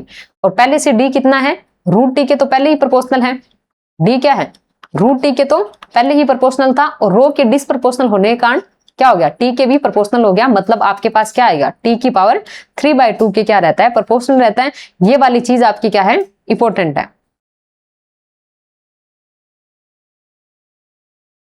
ठीक है, ये वाला जो फॉर्मूला आपका है, ये वाला फॉर्मूला ये भी आपका इंपॉर्टेंट है। डिफ्यूजन कांस्टेंट है वो आपके पास में T की पावर 3/2 के क्या होता है, प्रोपोर्शनल रहता है। ये आपका क्या है, इंपॉर्टेंट है। क्यों, क्योंकि रो आपके 1/T के प्रोपोर्शनल रहता है।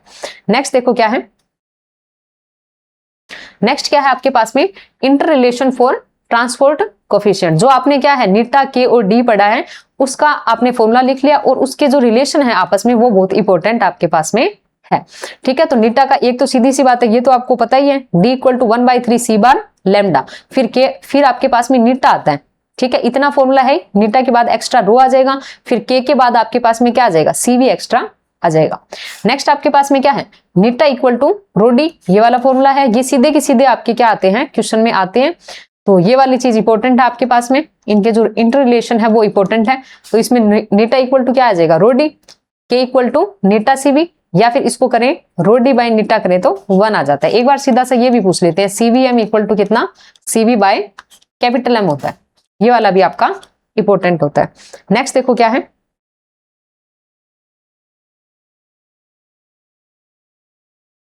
ठीक है, नेक्स्ट आपके पास क्या आता है, नेक्स्ट आपके पास टॉपिक क्या है, नेक्स्ट टॉपिक है क्लासियस क्लेपेरॉन इक्वेशन। क्लासियस क्लेपेरॉन इक्वेशन की बात करें तो इसमें क्या होता है कि मान लीजिए कि आपका कोई सब्सटेंस है, वो एक आपकी स्टेट से दूसरी स्टेट में क्या है, कन्वर्ट हो रहा है, एक स्टेट से दूसरी स्टेट में जा रहा है, तो उसका मतलब जो टेम्परेचर है तो उस पे प्रेशर का क्या इफेक्ट रहेगा, उसको देखने के लिए अपन क्या करते हैं, क्लासियस क्लेपेरॉन इक्वेशन पढ़ते हैं। तो ये इक्वेशन ही सबसे पहले इंपॉर्टेंट है। तो इसमें क्या है, इस इक्वेशन में क्या दिया गया है, आपके पास में dp upon dt equal to कितना है, L by T v2 minus v1। ठीक है, L आपके पास में लेटेंट हीट है, ये आपके पास में उसका टेम्परेचर होगा, ये आपके पास में भाई आपके पास final volume by initial volume होगा। अब आपको क्या देखना है, इस इक्वेशन का या क्लासियस क्लेपेरॉन इक्वेशन का एक तो बॉइलिंग पॉइंट होता है, एक आपके पास में मेल्टिंग पॉइंट होता है, उस पर क्या इफेक्ट रहता है। ठीक है, तो ये सारी इसमें जो लिखा हुआ है वो किसके लिए लिखा हुआ है, एक तो बॉइलिंग पॉइंट और एक मेल्टिंग पॉइंट के लिए। जैसे आपके पास क्या है, वाटर है, ठीक है, वाटर है, तो वो क्या जा रहा है, मान लीजिए पहले अपन समझ लेते हैं वो क्या जा रहा है, पहले आपके पास में बर्फ है, मतलब सॉलिड है, सॉलिड से वो किस में जा रहा है, लिक्विड में जा रहा है, सॉलिड से लिक्विड में जा रहा है, और लिक्विड से फिर गैस में जा रहा है। सॉलिड से लिक्विड में जाएगा तो वहां पे किसकी बात की जाएगी, आपके मेल्टिंग पॉइंट की बात की जाएगी, मेल्टिंग पॉइंट की। और लिक्विड से गैस में जाएगा तो फिर वहां पे किसकी की जाएगी, बॉइलिंग पॉइंट की बात की जाएगी। ठीक है, ऐसा आपके पास में होगा। अब अगर अपन बात करें किसकी, अब अगर अपन देखें कि ये क्या जा रहा है, सॉलिड से लिक्विड में जा रहा है, सॉलिड से लिक्विड में जा रहा है तो सीधी सी बात है उसका वॉल्यूम बढ़ेगा। मतलब इस केस के लिए क्या होगा, इस केस के लिए आपके पास क्या होगा, v2 minus v1 is greater than 0 होगा, ऐसा होगा। इसी प्रकार से लिक्विड से गैस में जाएगा तो इस केस के लिए भी आपके पास में क्या होगा, v2 minus v1 greater than 0 होगा, मतलब क्या होगा, पॉजिटिव होगा। ठीक है, ये चीज आपको समझ आ गई। तो यहाँ पे देखें अगर v2 माइनस v1 दोनों ही केस के लिए क्या है, 0 से बड़ा है, टेम्परेचर भी नेगेटिव नहीं है, L भी नेगेटिव नहीं है, मतलब सारा dp upon dt equal to सारा ही क्या आ गया आपके पास में, पॉजिटिव आ गया। ठीक है, तो यहां से आपके पास में दोनों ही केस के लिए क्या आ गया, dp upon dt equal to क्या आ गया, पॉजिटिव आ गया। अब ये पॉजिटिव किस किस केस में हो सकता है, पॉजिटिव है, मतलब आपके पास क्या हो सकता है, dp अगर क्या है, या तो dp पॉजिटिव हो dt भी पॉजिटिव हो, या dp नेगेटिव हो dt भी नेगेटिव हो, मतलब या तो दोनों ही माइनस हो या फिर दोनों ही क्या हो, प्लस हो, दोनों ही क्या हो, पॉजिटिव। इसका मतलब क्या है कि आपका क्या होगा, dp बढ़ेगा तो dt बढ़ेगा, और dp घटेगा तो dt भी घटेगा। ये कैसा आ गया, मतलब इसका मतलब क्या है, दोनों नेगेटिव है दोनों पॉजिटिव है, मतलब आपके पास में क्या है, ये दोनों ही केस में क्या है, वॉल्यूम 0 से ऊपर है, मतलब सारा पॉजिटिव है। पॉजिटिव किस केस में हो सकता है, दोनों ही नेगेटिव हो, दोनों ही कम हो रहे हो, या फिर दोनों ही बढ़ रहे हो। इसका मतलब क्या है, आपके पास में प्रेशर बढ़ाएंगे तो dt टेम्परेचर बढ़ेगा, प्रेशर घटाएंगे तो टेम्परेचर घटेगा। अब ये किसी के लिए बात कर लो, अगर मेल्टिंग पॉइंट का बात करेंगे तो प्रेशर बढ़ाएंगे तो मेल्टिंग पॉइंट बढ़ेगा, प्रेशर घटाएंगे तो वही केस होगा, मेल्टिंग पॉइंट घटेगा। ये सेम ही केस क्या है, बॉइलिंग वाले में है, तो प्रेशर बढ़ाएंगे तो बॉइलिंग पॉइंट बढ़ेगा, प्रेशर घटाएंगे तो बॉइलिंग पॉइंट घटेगा। ये चीज आपके पास में आ गई। ठीक है, मेल्टिंग पॉइंट और बॉइलिंग पॉइंट का आ गया, ये सारा का सारा इसमें क्या हुआ है, थ्योरी में लिखा हुआ है सारा। ठीक है, तो ये बॉइलिंग पॉइंट का अपन ने पढ़ लिया। बॉइलिंग पॉइंट में आपके पास में क्या है, बॉइलिंग पॉइंट में वही केस है आपके पास में जो पीछे अपन लिख के आएंगे कि वॉल्यूम में चेंज क्या आ रहा है, पॉजिटिव आ रहा है, पॉजिटिव आ रहा है, तो dp अपॉन dt पॉजिटिव है। ठीक है, तो दोनों एक साथ पॉजिटिव या फिर दोनों एक साथ नेगेटिव, मतलब प्रेशर बढ़ाने पे बॉइलिंग पॉइंट बढ़ेगा, प्रेशर घटाने पे बॉइलिंग पॉइंट घटेगा। ये सेम ही केस आपके पास किस में है, मेल्टिंग पॉइंट के लिए है। सेम ही केस क्या होगा मेल्टिंग पॉइंट के लिए, अगर बात करेंगे तो प्रेशर बढ़ाएंगे तो मेल्टिंग पॉइंट बढ़ेगा, प्रेशर घटाएंगे तो मेल्टिंग पॉइंट घटेगा। लेकिन इसमें एक दिक्कत है किसकी, वाटर की। ये ठीक है। अब अपने पास क्या आता है, ये वाला केस तो ठीक है। अब आपके पास क्या आता है, वाटर आता है। वाटर की अगर बात करें तो इसमें क्या होता है, जैसे ये क्या करता है, सॉलिड स्टेट आपके दी हुई है, सॉलिड से किस में जाता है, लिक्विड में जाता है। सॉलिड से किस में जाता है, लिक्विड में जाता है। तो उस केस में क्या होता है, V2 माइनस V1 क्या होता है, लेस देन 0 होता है। जब वो बर्फ से क्या जाता है, पानी में जाता है, तो उसका वॉल्यूम क्या होता है, घटता है। वॉल्यूम घटता है तो V2 माइनस V1 क्या आ गया, लेस देन 0 आ गया। लेस देन 0 आ गया तो सीधी सी बात है dp अपॉन dt क्या होगा, dp upon dt equal to क्या आएगा, नेगेटिव आएगा। नेगेटिव आने का मतलब क्या है, dp बढ़ेगा तो मतलब सीधी सी बात है नेगेटिव है तो ऊपर वाला माइनस नीचे वाला प्लस, या फिर ऊपर वाला प्लस नीचे वाला माइनस। मतलब dp बढ़ेगा तो dt घटेगा एंड dp घटेगा तो dt बढ़ेगा। ऐसे आपके पास में क्या है, कोई सब्सटेंस है, सब्सटेंस का क्या कर रहे हैं, प्रेशर चेंज कर रहे हैं, या फिर अपन क्या कर रहे हैं, टेम्परेचर चेंज कर रहे हैं। तो वो क्या करता है, एक अवस्था से एक स्टेट से दूसरी स्टेट में जाता है। लेकिन उसका एक पॉइंट ऐसा होता है जहां पर आपकी सॉलिड, लिक्विड और गैस या फिर वेपर तीनों ही स्टेट एक साथ को एग्जिस्ट करती है। जिस पॉइंट पे ये तीनों स्टेट आपकी को एग्जिस्ट करती है उसे अपन क्या बोलते हैं, ट्रिपल पॉइंट बोलते हैं। जैसे ये रहा आपका, जैसे ये आपके पास में यहाँ पे देखे तो टेम्परेचर सबसे कम है, इस वाले में टेम्परेचर सबसे ज्यादा है। सबसे ज्यादा है तो सीधी सी बात है वो गैस होगा, सबसे कम है वो सॉलिड होगा, बीच का आपका लिक्विड होगा। ठीक है, जिस पे तीनों को एग्जिस्ट करती है वो आपके पास में क्या आ गया, ट्रिपल पॉइंट आ गया। इसी प्रकार से एक अपन ने कराओ, दूसरा भी पीटी कराओ आपने बनाया हुआ है, टेम्परेचर और प्रेशर को चेंज करके इस प्रकार से कराओ अपन ने बनाया हुआ है। ठीक है, सॉलिड और लिक्विड के बीच का कौन सा हो जाएगा, SL कराओ हो जाएगा। लिक्विड और वेपर के बीच का LV कराओ, और आपके पास में कौन सा हो गया, सॉलिड और गैस के बीच SV कराओ हो जाएगा। ठीक है, V से वेपर आपका हो जाएगा। ये आपके पास में क्या होता है, ट्रिपल पॉइंट होता है। नेक्स्ट देखो क्या है आपके पास में, नेक्स्ट आपके पास में एक और है कि आपके पास में क्या होता है, ट्रिपल पॉइंट जो होता है कौन सा होता है, ट्रिपल पॉइंट। ट्रिपल पॉइंट पे जो आपका गिब्स फंक्शन होता है वो क्या रहता है, सेम रहता है।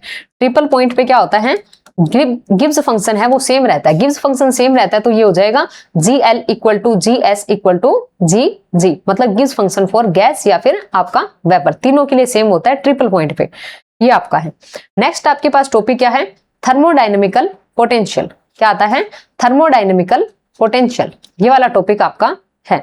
तो इसमें आपके पास में थर्मोडायनेमिकल पोटेंशियल की बात करें तो आपके पास में 4 प्रकार के थर्मोडायनेमिकल पोटेंशियल होते हैं।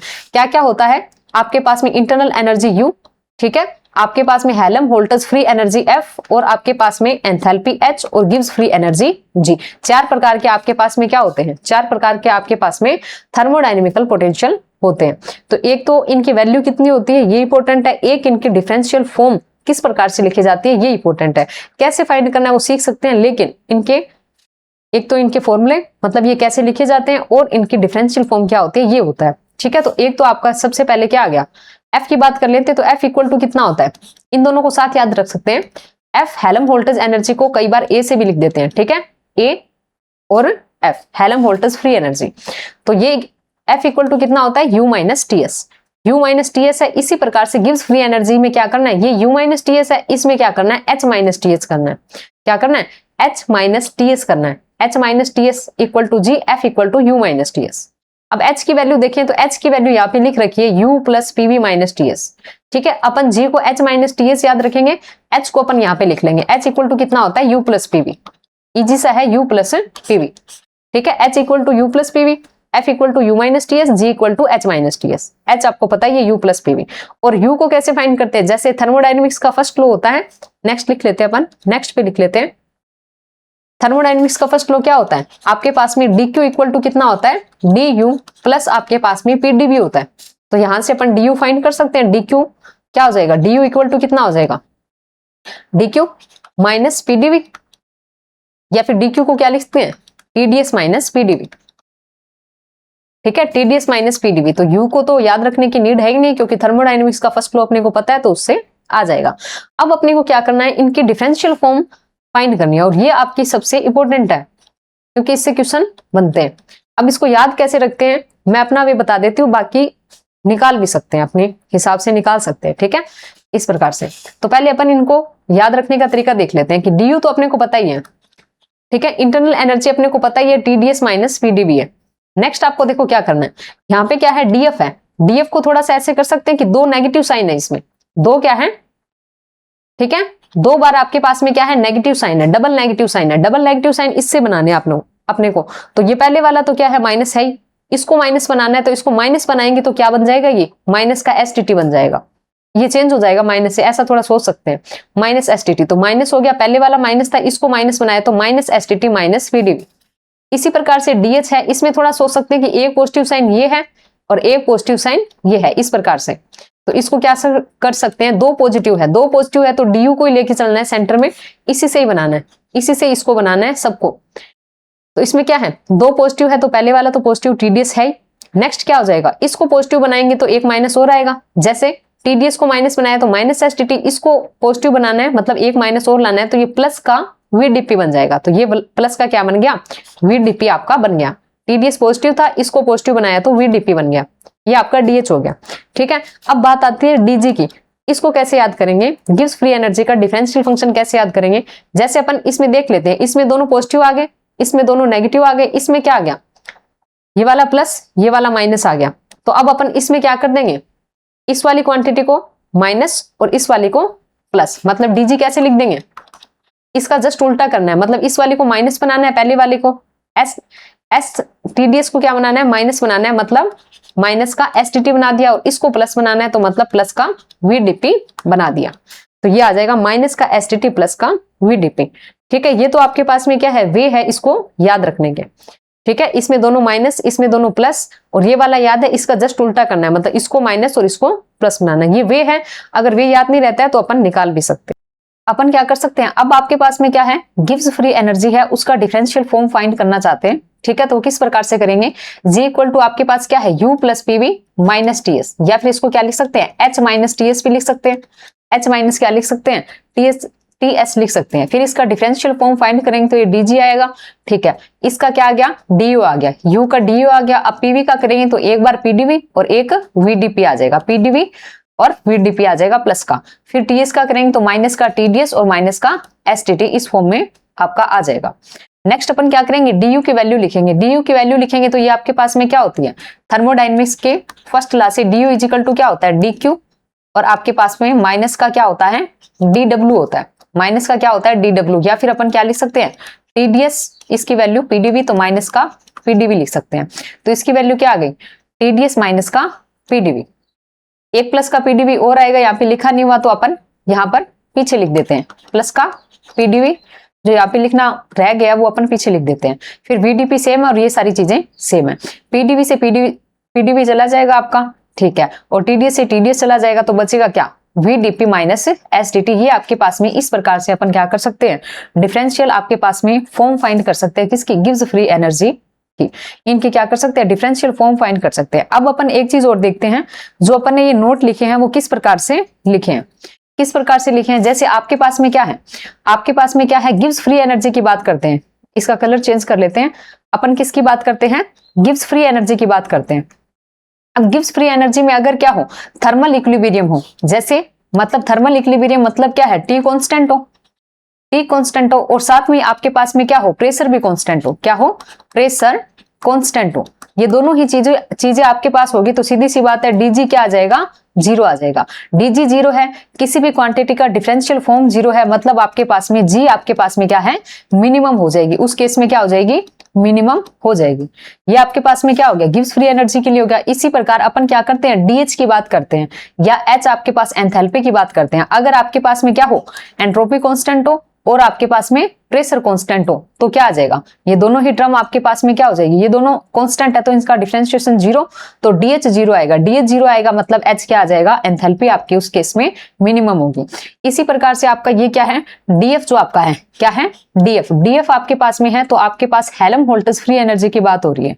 अगर टेम्परेचर कांस्टेंट है, वॉल्यूम भी कांस्टेंट है, तो सीधी सी बात है दोनों टर्म जीरो, डीएफ जीरो, मतलब एफ आपके पास में एंथैल्पी है, वो इस केस में क्या हो जाएगी, मिनिमम हो जाएगी। यही चीजें इस नोट में लिखी हुई है। ये सारी चीजें क्या है, नोट 1, 2 एंड नोट 3 में ये तीनों बातें लिखी हुई है। नेक्स्ट देखो आपके पास क्या है, नेक्स्ट आपका टॉपिक क्या है, मैक्सवेल इक्वेशन। नेक्स्ट टॉपिक आपके पास क्या है, मैक्सवेल इक्वेशन। तो मैक्सवेल इक्वेशन में आपको क्या करना है, ये 4 इक्वेशन आपको याद रखने हैं। इसको याद रखने का वे क्या होना चाहिए वो अपन देख सकते हैं, ठीक है। तो सबसे पहले हमें क्या करना है, ये जो फर्स्ट इक्वेशन है ये एक याद रखनी है, इससे बाकी तीनों की तीनों आपके पास से आ जाती है, ठीक है। तो सबसे पहले आपके पास इक्वेशन आपको एक याद रखनी है, क्या, टीवीपीएस नाम से याद रखना है, क्या, टीवीपीएस, ठीक है। पहली इक्वेशन इससे हो जाएगी विद नेगेटिव साइन, पहली में और फोर्थ में नेगेटिव साइन आएगा। कैसे आएगा, जैसे पहली में क्या है, नेगेटिव साइन आएगा, टीवीपीएस है तो ये क्या आ गया, del T upon del B और del P upon del S. अब नीचे कैसे होगा, जैसे इस तरफ एस है तो इसके मतलब अपोजिट साइड क्या आएगा, नीचे एस आएगा। जैसे इस प्रकार से है del T upon del B equal, पहली में माइनस साइन आएगा तो क्या आएगा, del P upon del S. यहाँ पे एस है तो ये इसके अपोजिट साइड एस आएगा, यहाँ पे बी है तो अपोजिट साइड यहाँ पे बी आएगा, ठीक है। तो पहली इक्वेशन आपकी हो जाएगी किससे, टीवीपीएस से हो जाएगी, एस वी इस प्रकार से अपन लिख सकते हैं, जस्ट मतलब नीचे और अपोजिट साइड में लिखने हैं बस। सेकंड में आपको क्या करना है, सेकंड में आपको इस डेल्टा एस को ऊपर लेकर आना है। तो सीधी सी बात है, डेल्टा टी नीचे जाएगा मतलब एस बाई वी वाली इक्वेशन बन जाएगी। और ये आप लिख ही सकते हैं, del S by del V है तो इसके नीचे क्या आएगा, इसका मतलब डेल टी, टी आपके पास इधर आ जाएगा। वी कैसे आया है, क्योंकि नीचे यहां पर क्या है, डेल्टा वी है, इस प्रकार से। थर्ड में आपको क्या करना है, सेकंड में आपने क्या किया, एस को ऊपर लेके गए थे, अब क्या करेंगे, डेल्टा पी को नीचे लेके आएंगे, ठीक है। एस को ऊपर लेके गए थे, अब डेल्टा पी को अपन नीचे लेके आएंगे थर्ड इक्वेशन में। थर्ड इक्वेशन में डेल्टा पी को नीचे लाएंगे तो ये इक्वेशन बन जाएगी सेम प्रकार से, delta T upon delta P equal to del B upon del S. इसके नीचे पी आ जाएगा और इसके नीचे क्या आएगा, एस है तो ये एस इस प्रकार से इसके नीचे आ जाएगा। फोर्थ इक्वेशन में क्या करना है, जस्ट फर्स्ट इक्वेशन है उसका रेसिप्रोकल लेना है। तो रेसिप्रोकल लेंगे तो ये देखिए T V P S just वैसे ही है, लेकिन रेसिप्रोकल लिया है, माइनस है तो माइनस साइन इसमें भी आएगा। मतलब एक इक्वेशन अगर अपने को याद है तो अपन क्या कर सकते हैं, चारों ही इक्वेशन आपको याद हो जाएगी। बस टीवीपीएस से फर्स्ट इक्वेशन हो जाएगी, सेकंड में डेल्टा एस को ऊपर लाना है, थर्ड में आपको क्या करना है, डेल्टा टी को नीचे, डेल्टा एस को, ठीक है। फर्स्ट इक्वेशन में आपको क्या करना है, टीवीपीएस से आपकी हो जाएगी। सेकंड इक्वेशन में क्या करना है, डेल्टा एस को ऊपर लाना है, डेल्टा एस को ऊपर लिए, फिर थर्ड इक्वेशन में डेल्टा पी है, डेल्टा पी को नीचे लाना है, फोर्थ में फर्स्ट का क्या करना है, रेसिप्रोकल करना है। तो इस प्रकार से आपकी मैक्सवेल इक्वेशन है, ये इंपॉर्टेंट है, इससे क्वेश्चन आ जाता है, ठीक है। तो ये आपको याद होनी चाहिए, इंपॉर्टेंट है ये। नेक्स्ट आपके पास देखो क्या है, application of Maxwell equation.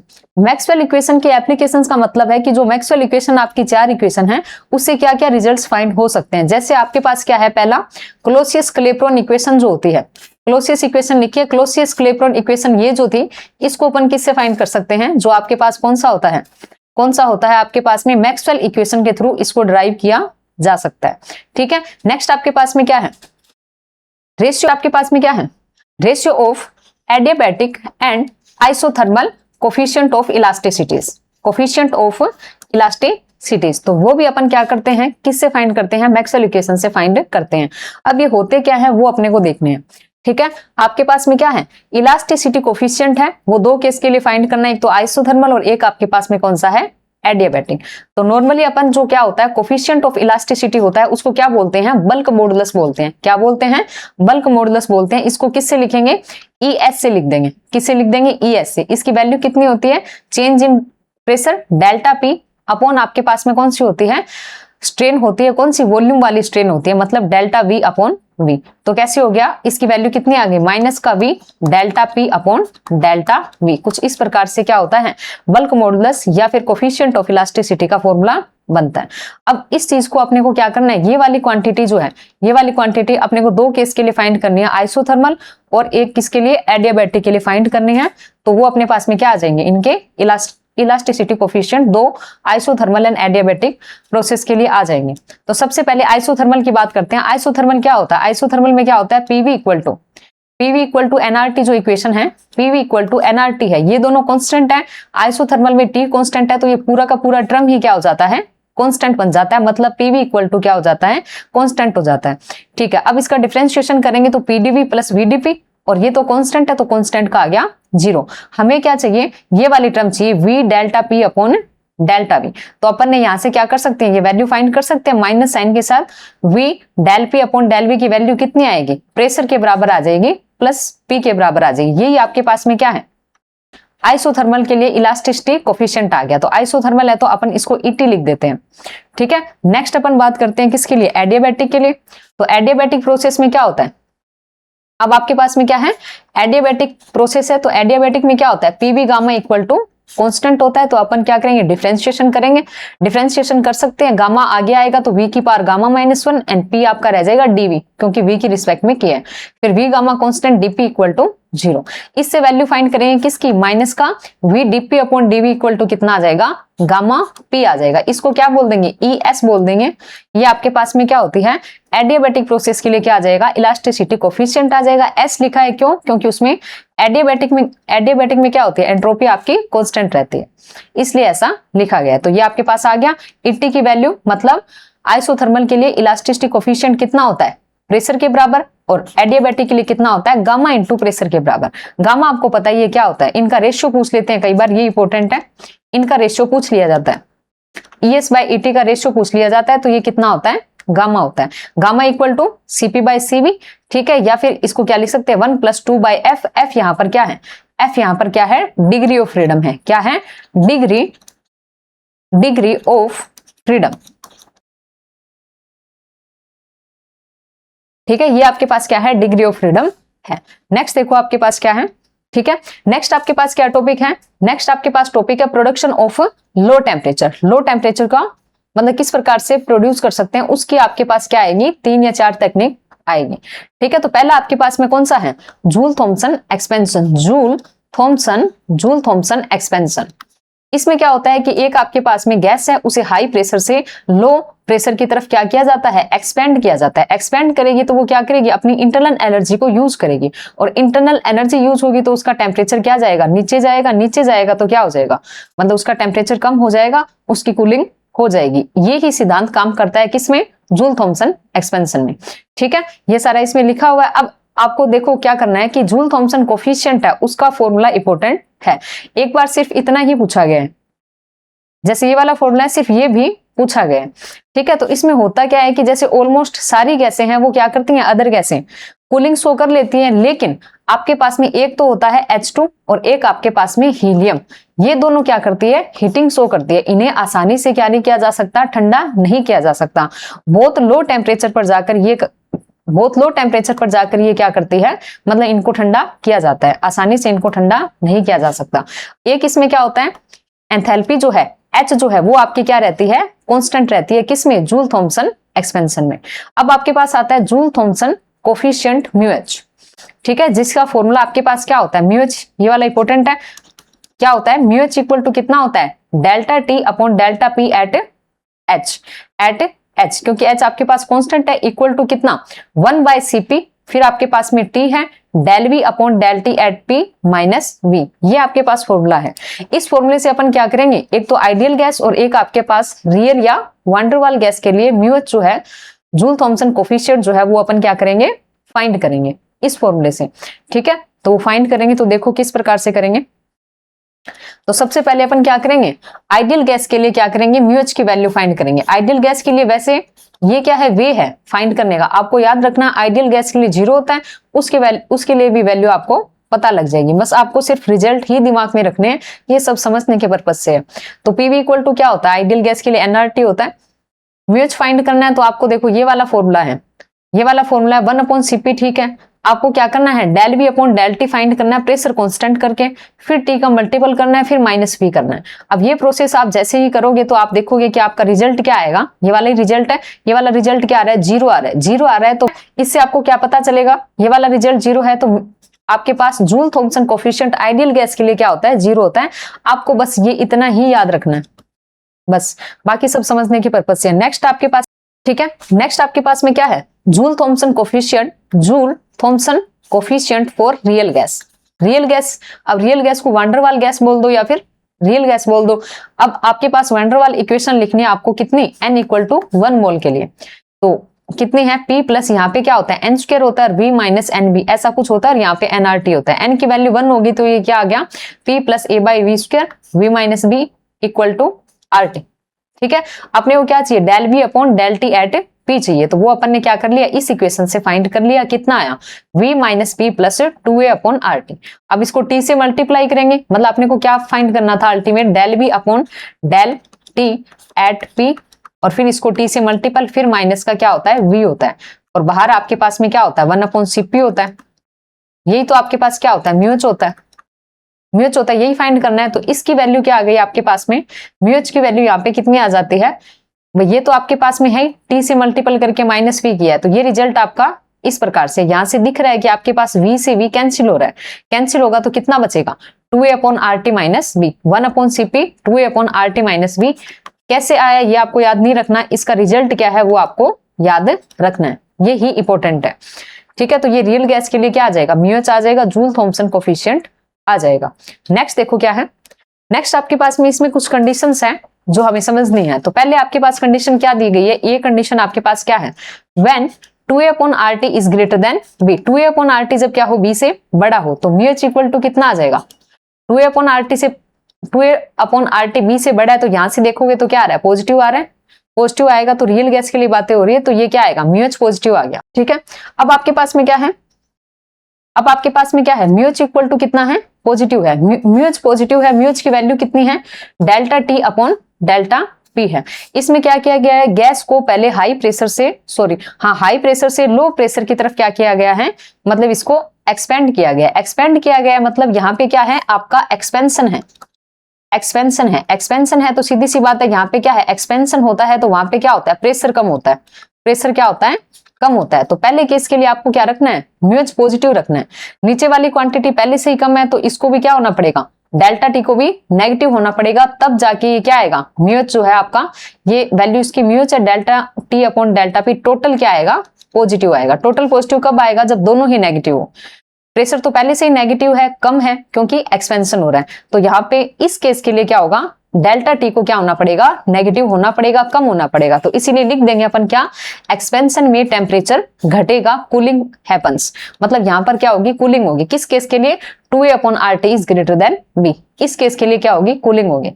Second आपके पास क्या है 2a अपॉन आर टी है वो लेस देन b है, तो उस केस में आपका म्यूच क्या आएगा नेगेटिव आएगा, म्यूच नेगेटिव आएगा, डेल्टा पी तो पहले से ही कम है, क्यों एक्सपेंशन है, एक्सपेंशन है तो डेल्टा पी नेगेटिव है कम है, तो उस केस में आपको म्यूच को क्या रखना है नेगेटिव रखना है, म्यूच को नेगेटिव रखना है तो नीचे वाला तो नेगेटिव है तो इसको क्या होना पड़ेगा पॉजिटिव होना पड़ेगा, ये नेगेटिव नहीं हो सकता फिर पॉजिटिव आ जाएगा, इसलिए म्यूच को नेगेटिव रखने के लिए डीपी तो पहले से ही क्या है कम है, एक्सपेंशन हो रहा है तो डीटी को क्या होना पड़ेगा पॉजिटिव होना पड़ेगा, तो डीटी पॉजिटिव है मतलब यहाँ पर क्या होगा टेम्परेचर बढ़ेगा, इसलिए लिखा गया एक्सपेंशन में टेम्परेचर बढ़ेगा मतलब हीटिंग होगी, यहाँ पर क्या होगी हीटिंग होगी, क्यों क्योंकि यहाँ पे प्रेशर तो लो है ही, लेकिन म्यूच नेगेटिव होने की वजह से टेम्परेचर क्या हो रहा है बढ़ रहा है, टेम्परेचर बढ़ रहा है मतलब एक्सपेंशन में टेम्परेचर बढ़ रहा है मतलब हीटिंग होगी यहाँ पे। थर्ड केस आपके पास में क्या है 2a upon R T is equal to b, अब ये दोनों बराबर हो जाएंगे तो इस केस से आप देख सकते हो कि ये टर्म में क्या आ जाएगी फिर जीरो आ जाएगी। ठीक है, ये टर्म जीरो आ जाएगी मतलब म्यूच आपके पास में क्या आ जाएगा जीरो हो जाएगा, जीरो हो जाएगा मतलब delta P upon delta T upon delta P क्या होगा जीरो होगा, तो डी टी आ जाएगा आपके पास में जीरो, मतलब टी क्या आ जाएगा कांस्टेंट हो जाएगा, मतलब ना तो कूलिंग होगी ना ही क्या होगा आपके पास में हीटिंग होगी। नेक्स्ट आपके पास देखो इसी के अंदर है इन्वर्जन टेम्परेचर, इस पे सिंपल न्यूमेरिकल आपका फॉर्मूला बेस भी आ जाता है। इन्वर्जन टेम्परेचर, एक आपको ये केस भी पूछ लेते हैं, मतलब टीआई का रिलेशन जैसे नेक्स्ट स्लाइड पे है, नेक्स्ट स्लाइड पे ये वाले रिलेशन भी पूछ लेते हैं, ये वाले रिलेशन भी दो आपको पूछ लेते हैं। इसके अलावा उस फॉर्मूले पे क्वेश्चन आ जाता है किस पे, आपका जो व्युत्क्रम ताप है या फिर इन्वर्जन टेम्परेचर है उस पे पूछ लेते हैं। भाई जब दोनों बराबर होते हैं तो सीधी सी बात है आपके पास में क्या है 2a upon R T equal to B. ठीक है, यहां से अपन ने टी निकाल लिया 2a अपॉन आर बी, ये इंपॉर्टेंट है, इससे फॉर्मूला बेस्ड क्वेश्चन आपको देखने को मिल सकता है। अब अपने को क्या करना है इन्वर्जन टेम्परेचर की फॉर्म में क्या करना है म्यूच को लिखना है, ताकि हम आगे वो रिलेशन क्या कर सके फाइंड कर सके। तो ये अपना वे है, बाकी याद आपको यही रखना है, वे देख सकते हैं। म्यूच इक्वल टू 1 अपॉन सीपी था और यहाँ पे था 2a upon R T minus B, पहले से था, अपन ने क्या किया b से ऊपर नीचे मल्टीप्लाई किया, ऊपर नीचे मल्टीप्लाई किया तो इस वाले को बाहर ले गए, यहाँ पे क्या आ गया 2a, मतलब ऊपर वाले को बाहर ले लिया, नीचे क्या आ गया 2a upon R B T ऐसा कुछ आ गया, -1 आ गया। अब यहाँ से 2a अपॉन आर बी को अपन ने टी लिख लिया, टी पहले से पढ़ा ही था। ठीक है, इस वाली टर्म को लिख लिया, इस वाली टर्म को अपन ने लिख लिया क्या, Ti और नीचे Ti। ये आपके पास में इन्वर्जन टेम्परेचर है, तो इन्वर्जन टेम्परेचर की फॉर्म में इस प्रकार से अपन लिख सकते हैं। अब यहां से सीधा सा लिख ही सकते हैं क्या, कि आपके पास में क्या है, म्यूएच है वो ग्रेटर देन 0 है, ग्रेटर देन 0 है तो यहां से क्या आएगा, या फिर आपके पास में क्या है, म्यूएच लेस देन 0 है, या फिर म्यूएच 0 के बराबर है। इन तीनों ही केस के लिए क्या कर सकते हैं, Ti और T में अपन क्या कर सकते हैं, रिलेशन लिख सकते हैं। वो रिलेशन किस प्रकार से होंगे, यहां से देख सकते हैं। म्यूएच अगर पॉजिटिव है, म्यूएच पॉजिटिव है तो सीधी सी बात है यहाँ पे क्या होगा, कूलिंग देखने को मिलेगी। कूलिंग देखने को मिलेगी मतलब जो टेम्परेचर है वो इन्वर्जन टेम्परेचर से नीचे जाएगा, नीचे जाएगा तो T लेस देन क्या आ जाएगा, Ti आ जाएगा। म्यूएच नेगेटिव होता है तो क्या होती है, हीटिंग होती है। हीटिंग होती है तो जो अपना टेम्परेचर है वो कूलिंग टेम्परेचर से क्या चला जाता है, ऊपर चला जाता है, तो T is greater than Ti हो जाएगा। और नथिंग हैपन्स मतलब जब दोनों बराबर हो जाएंगे या म्यूएच क्या आ जाएगा, 0 आ जाएगा। इस केस के लिए क्या आ जाएगा, म्यूएच 0 आ जाएगा, तो दोनों ही टेम्परेचर आपस में बराबर होंगे, ना कूलिंग होगी ना हीटिंग होगी। ठीक है, ये चीज है। बस इसमें ऐसे ही बताया गया कि सारी मतलब अदर मतलब मोस्टली गैस है वो सारी क्या करती है, यही कूलिंग ही शो करती है रूम टेम्परेचर पे। लेकिन एक तो आपका है हाइड्रोजन गैस और एक आपके पास में हीलियम है जो क्या करती है, हीटिंग वाले केस में होती है। हीटिंग वाला केस है मतलब Ti is less than T या T is greater than T। Heating वाला केस किसके लिए है, हीलियम और आपके पास में हाइड्रोजन के लिए। नेक्स्ट आपके पास में क्या है, नेक्स्ट आपके पास में मतलब कई बार क्वेश्चन पूछ लेते हैं कि एक्सपेंशन में आपके पास में मिनिमम टेम्परेचर कितना अपन मतलब ला सकते हैं, तो वो आपके पास में कौन सा होता है, 0.82 केल्विन होता है। नेक्स्ट आपके पास में है एडियाबैटिक डीमैग्नेटाइजेशन है। ठीक है, तो उसमें आपके पास में क्या होता है, T लो कितना होता है, 10⁻³ केल्विन होता है। न्यूक्लियर डीमैग्नेटाइजेशन आपके सिलेबस में नहीं है, याद रख सकते हो 10⁻6 केल्विन, बाकी सिलेबस में नहीं है। ठीक है, तो यहां पर जाकर आपका कौन सा होता है, जूल थॉम्सन जो एक्सपेंशन है वो आपका क्या हो जाता है, कंप्लीट हो जाता है। ये दोनों आप याद रख सकते हो, पूछा जा सकता है कि मिनिमम टेम्परेचर कितना अचीव कर सकते हैं। ठीक है, 0.82 केल्विन और यहाँ पे 10⁻³ केल्विन, किसमें, एडियाबैटिक डीमैग्नेटाइजेशन में। नेक्स्ट आपके पास क्या आता है, सेकंड नंबर पे है रीजनरेटिव कूलिंग, पुनर्निवेशी शीतलन। तो इसमें क्या किया जाता है, जैसे आपके पास में कोई गैस है, ठीक है, गैस है, उसको क्या किया जाता है, मतलब पहले क्या कर लिया, ठंडा कर लिया या उसका मतलब टेम्परेचर लो कर लिया, जो उससे आउटपुट मिला वो ही वापस से क्या करते हैं, वापस से मतलब उसी प्रोसेस से उसको गुजारते हैं, उसको बार बार एक ही प्रोसेस से गुजारते हैं और उसका टेम्परेचर क्या करते हैं, लो कर लेते हैं। तो इसीलिए इसको क्या बोलते हैं, पुनर्निवेशी शीतलन या फिर रीजनरेटिव कूलिंग बोलते हैं। अब इसमें मान लीजिए कि आपके पास में ये गैस थी, ठीक है, ये आपके पास में गैस थी जिसकी एंथैल्पी क्या है, H इनिशियल है। ठीक है, H इनिशियल है, इसका मान लीजिए X पार्ट इसने लिया और उसे क्या किया जाता है, लिक्विफाइड किया जाता है या ठंडा किया जाता है, तो उसकी एंथैल्पी अपन ने क्या मान ली, HL मान ली। एंथैल्पी लिक्विफाइड कर रहे हैं तो HL मान ली। अब हिस्सा इसका कितना बच गया, 1 - x बच गया, तो 1 - x की एंथैल्पी अपन क्या मान लेते हैं, क्या मान लेते हैं, HF मान लेते हैं। तो ये जो लिक्विफाइड पार्ट है या अंश है उसकी वैल्यू कितनी होती है, X = HF - HI upon HF - HL। ये वाला फॉर्मूला जो है आपका ये इंपॉर्टेंट है, इस पे फॉर्मूला बेस क्वेश्चन आ जाता है। मतलब इन तीनों की वैल्यू दे देगा आपको और X आपको पूछ लेगा या फिर एंथैल्पी पूछ लेगा, X दे देगा, ऐसा हो सकता है। थर्ड आपके पास क्या है, कूलिंग बाय एडियाबैटिक एक्सपेंशन।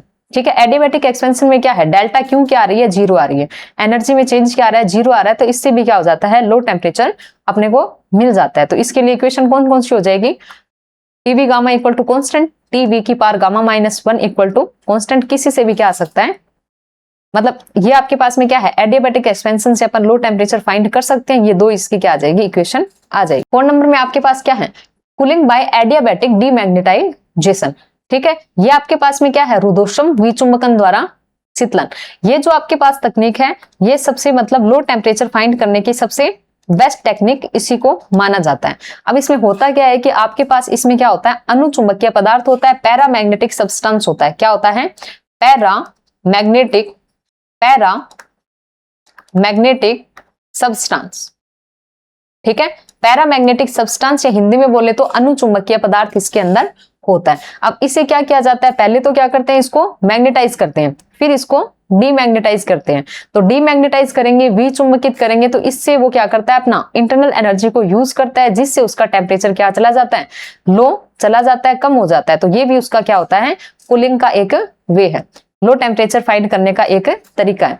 ठीक है, तो इसमें इंपॉर्टेंट फॉर्मूले की अपन बात कर लेते हैं। तो सबसे पहले आपके पास इसका जो ये वाला रिजल्ट है आपका, ये वाला सबसे इंपॉर्टेंट है। T2 इक्वल टू आपके पास कितना, T1 1 minus a by CB B upon T1 की पावर कितना 2 और इस पूरे की पावर कितना हाफ। ये वाला फॉर्मूला आपका इंपॉर्टेंट है। यहाँ पे ए आपको क्या बताता है, क्यूरी कांस्टेंट को बताता है। CB आपके पास में क्या है, स्पेसिफिक हीट है। B आपको पता ही है मैग्नेटिक फील्ड है। ये आपका स्टार्टिंग का टेम्परेचर T1 है, फिर आपके पास में जो क्या हो जाएगा, टेम्परेचर कम हो जाएगा, वो वाला टेम्परेचर क्या है, T2 है। ये वाला आपका फॉर्मूला है। अब इसमें क्या है, इसमें आपके पास क्या है, ये हाफ पावर है, ठीक है। तो आपने वो पढ़ा होगा, कौन सा, पोलिनोमियल एक्सपेंशन पढ़ा होगा। उसके लिए आपके पास फॉर्मूला क्या होता है, पोलिनोमियल एक्सपेंशन का कितना होता है, जैसे 1 प्लस एक्स की पावर n है। इसमें कंडीशन क्या होती है कि x is very very less than 1 होना चाहिए, 1 से बहुत छोटा होना चाहिए, तब इसको लिखते हैं 1 प्लस एन एक्स और फिर आगे इसका n माइनस 1 बाय 2 करके, मतलब जैसे भी इसका आगे पोलिनोमियल एक्सपेंशन हो जाता है। तो अपने को तो यहां तक यूज करना है 1 प्लस nx तक यूज करना है। तो इसका करेंगे तो सीधी सी बात है 1 माइनस ये पूरी क्वांटिटी क्या है, x है, ये क्या है, n है, तो ये आगे आ जाएगा, आगे आ जाएगा तो क्या आ गया, T2 equal to T1 1 minus a upon 2b। 1 minus nx वाली कंडीशन हो गई, ये 1 बाय 2 क्या आ गया, इसके आगे आ गया, और बाकी सारा सेम है। इससे अपन करेंगे तो डेल्टा टी का ये वाला फॉर्मूला भी आपका इंपॉर्टेंट है। डेल्टा टी का ये वाला फॉर्मूला जो आपका है, ये वाला इंपॉर्टेंट है। इससे न्यूमेरिकल आ सकता है या फिर डिपेंडेंसी पूछ लेते हैं, b² बाय T1 होता है या क्या होता है, ये वाला आपका इंपॉर्टेंट है, ठीक है। Delta T equal to a by 2CB b² upon T1, ये डिपेंडेंसी आपसे पूछ ली जाती है कई बार, या फिर फॉर्मूला भी, मतलब इसमें क्या न्यूमेरिकल टाइप क्वेश्चन भी बन सकता है, ठीक है। तो ये आपका हो गया। नेक्स्ट आपके पास देखो क्या है, नेक्स्ट टॉपिक क्या है, Nernst theorem and third law of thermodynamics, ये आपके पास टॉपिक है। अब इसमें सीधा सा केस क्या होता है कि जब T क्या है, टेम्परेचर है वो 0 केल्विन की तरफ 0 केल्विन कर दिया जाए, या T टेंड्स टू 0 केल्विन हो, तब आपके पास में जो एंथैल्पी नहीं एंट्रोपी, ठीक है, यहाँ पे क्या होती है, एंट्रोपी S है वो क्या हो जाती है, 0 हो जाती है, ठीक है। जब T क्या है आपके पास में 0 केल्विन की तरफ है, तो एंट्रोपी भी क्या हो जाती है, 0 की तरफ हो जाती है, या बिल्कुल क्या हो जाती है, 0 ही हो जाती है। इस केस में आपके पास क्या है, जब एंट्रोपी आपकी 0 हो जाएगी तो एंट्रोपी को आप क्या बोलते हैं, अव्यवस्था बोलते हैं, अव्यवस्था, ठीक है, अव्यवस्था बोलते हैं। वो अगर क्या हो जाएगी, आपके पास में 0 हो जाएगी, मतलब आपके पास में सिंगल स्टेट होगी, S इक्वल टू 0 की क्या होगी, एक सिंगल स्टेट आपके पास में होगी। सिंगल स्टेट होगी तो S इक्वल टू कितना होता है, K ln ओमेगा है। ओमेगा यहाँ पे क्या होती है आपके पास में, माइक्रो स्टेट होती है, एक ही माइक्रो स्टेट होगी आपके पास में, जिसके लिए ln ओमेगा की वैल्यू क्या आ जाएगी, 1 आ जाएगी। 1 आ जाएगी तो S आपका क्या आ जाएगा, 0 आ जाएगा। यहाँ पे S 0 हो जाता है, तो आप देख सकते हैं कि ln 1 होगा, ln 1 होगा तो सीधी सी बात है ln 1 की वैल्यू क्या होती है, ln 1 की वैल्यू क्या होती है, 0 होती है। ln 1 0 होता है तो S यहाँ से 0 हो जाता है। S 0 होने का मतलब क्या होगी, अव्यवस्था जिसको बोलते हैं, तो वो आपके पास में रुक जाएगी, मतलब क्या हो जाएगी, मोशन ही आपके पास में स्टॉप हो जाएगा, सब कुछ क्या हो जाएगा, स्टेबल हो जाएगा। ऐसा कुछ आपके पास में होता है, यही आपके पास में नेर्नस थ्योरम या थर्ड लॉ ऑफ थर्मोडायनेमिक्स है। नेक्स्ट देखो आपके पास में क्या है, जैसे आपके पास टॉपिक क्या है, लिक्विड हीलियम है। अपन क्या पढ़ेंगे, लिक्विड हीलियम के जो 2 पार्ट है, helium first and helium second, उसका मेन डिफरेंस पढ़ेंगे और इसके ये ग्राफ अपन पढ़ेंगे। तो पहला ग्राफ आपके पास में क्या है, डेंसिटी। फर्स्ट ग्राफ आपके पास कौन सा है, डेंसिटी। डेंसिटी की बात करें तो ग्राफ कुछ इस प्रकार से रहता है, ये आपके पास टेम्परेचर है, इधर डेंसिटी है ग्राम पर सेंटीमीटर क्यूब में, ठीक है। ये जो आपके पास में है कितना, 2.19 केल्विन, इसे अपन क्या बोलते हैं, critical temperature TC। Critical temperature TC मतलब अपन क्या देख रहे हैं, क्रिटिकल टेम्परेचर TC जो है, ठीक है, जो आपके पास में क्या है, क्रिटिकल टेम्परेचर TC जो है 2.19 केल्विन, इस पे आपके जो क्या है, रो है, डेंसिटी है, वो क्या जा रही है, मैक्सिमम जा रही है। अब इससे नीचे अगर देखें, इधर जाएं तो इधर क्या हो रहा है, टेम्परेचर कम है, इस साइड में क्या है, टेम्परेचर लो है, इस साइड में टेम्परेचर हाई है, दोनों ही केस में आपकी डेंसिटी क्या हो रही है, कम हो रही है। तो इसलिए इसमें लिखा गया है कि इधर लेफ्ट साइड में क्या है, हीलियम सेकंड है, हीलियम सेकंड है, इधर टेम्परेचर कम है, तो टेम्परेचर लो होने पे डेंसिटी कम हो रही है। राइट साइड में क्या है, हीलियम फर्स्ट है, राइट साइड में हीलियम फर्स्ट है, टेम्परेचर बढ़ने पे आपकी जो डेंसिटी है वो घट रही है। डेंसिटी दोनों तरफ ही घट रही है, किसके लिए, हीलियम फर्स्ट एंड सेकंड के लिए। बस क्रिटिकल टेम्परेचर पे आपकी डेंसिटी क्या है, मैक्सिमम, और मैक्सिमम भी कितनी है, 0.1462 ग्राम पर सेंटीमीटर क्यूब। नेक्स्ट आपके पास क्या है, स्पेसिफिक हीट।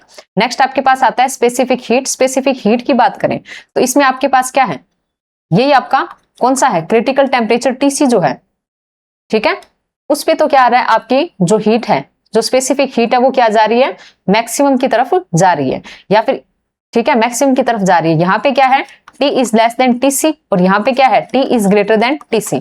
दोनों के लिए आपके पास में क्या आता है, आपको CV के अंदर या स्पेसिफिक हीट के अंदर क्या है, डिक्रीमेंट होता है, वो घटती है, दोनों ही केस में घटती है। मतलब हीलियम सेकंड के लिए और हीलियम फर्स्ट के लिए, दोनों के लिए आपके पास में स्पेसिफिक हीट है वो कम होती है। मैक्सिमम किस पे होती है, क्रिटिकल टेम्परेचर पर होती है। नेक्स्ट आपके पास आती है विस्कोसिटी।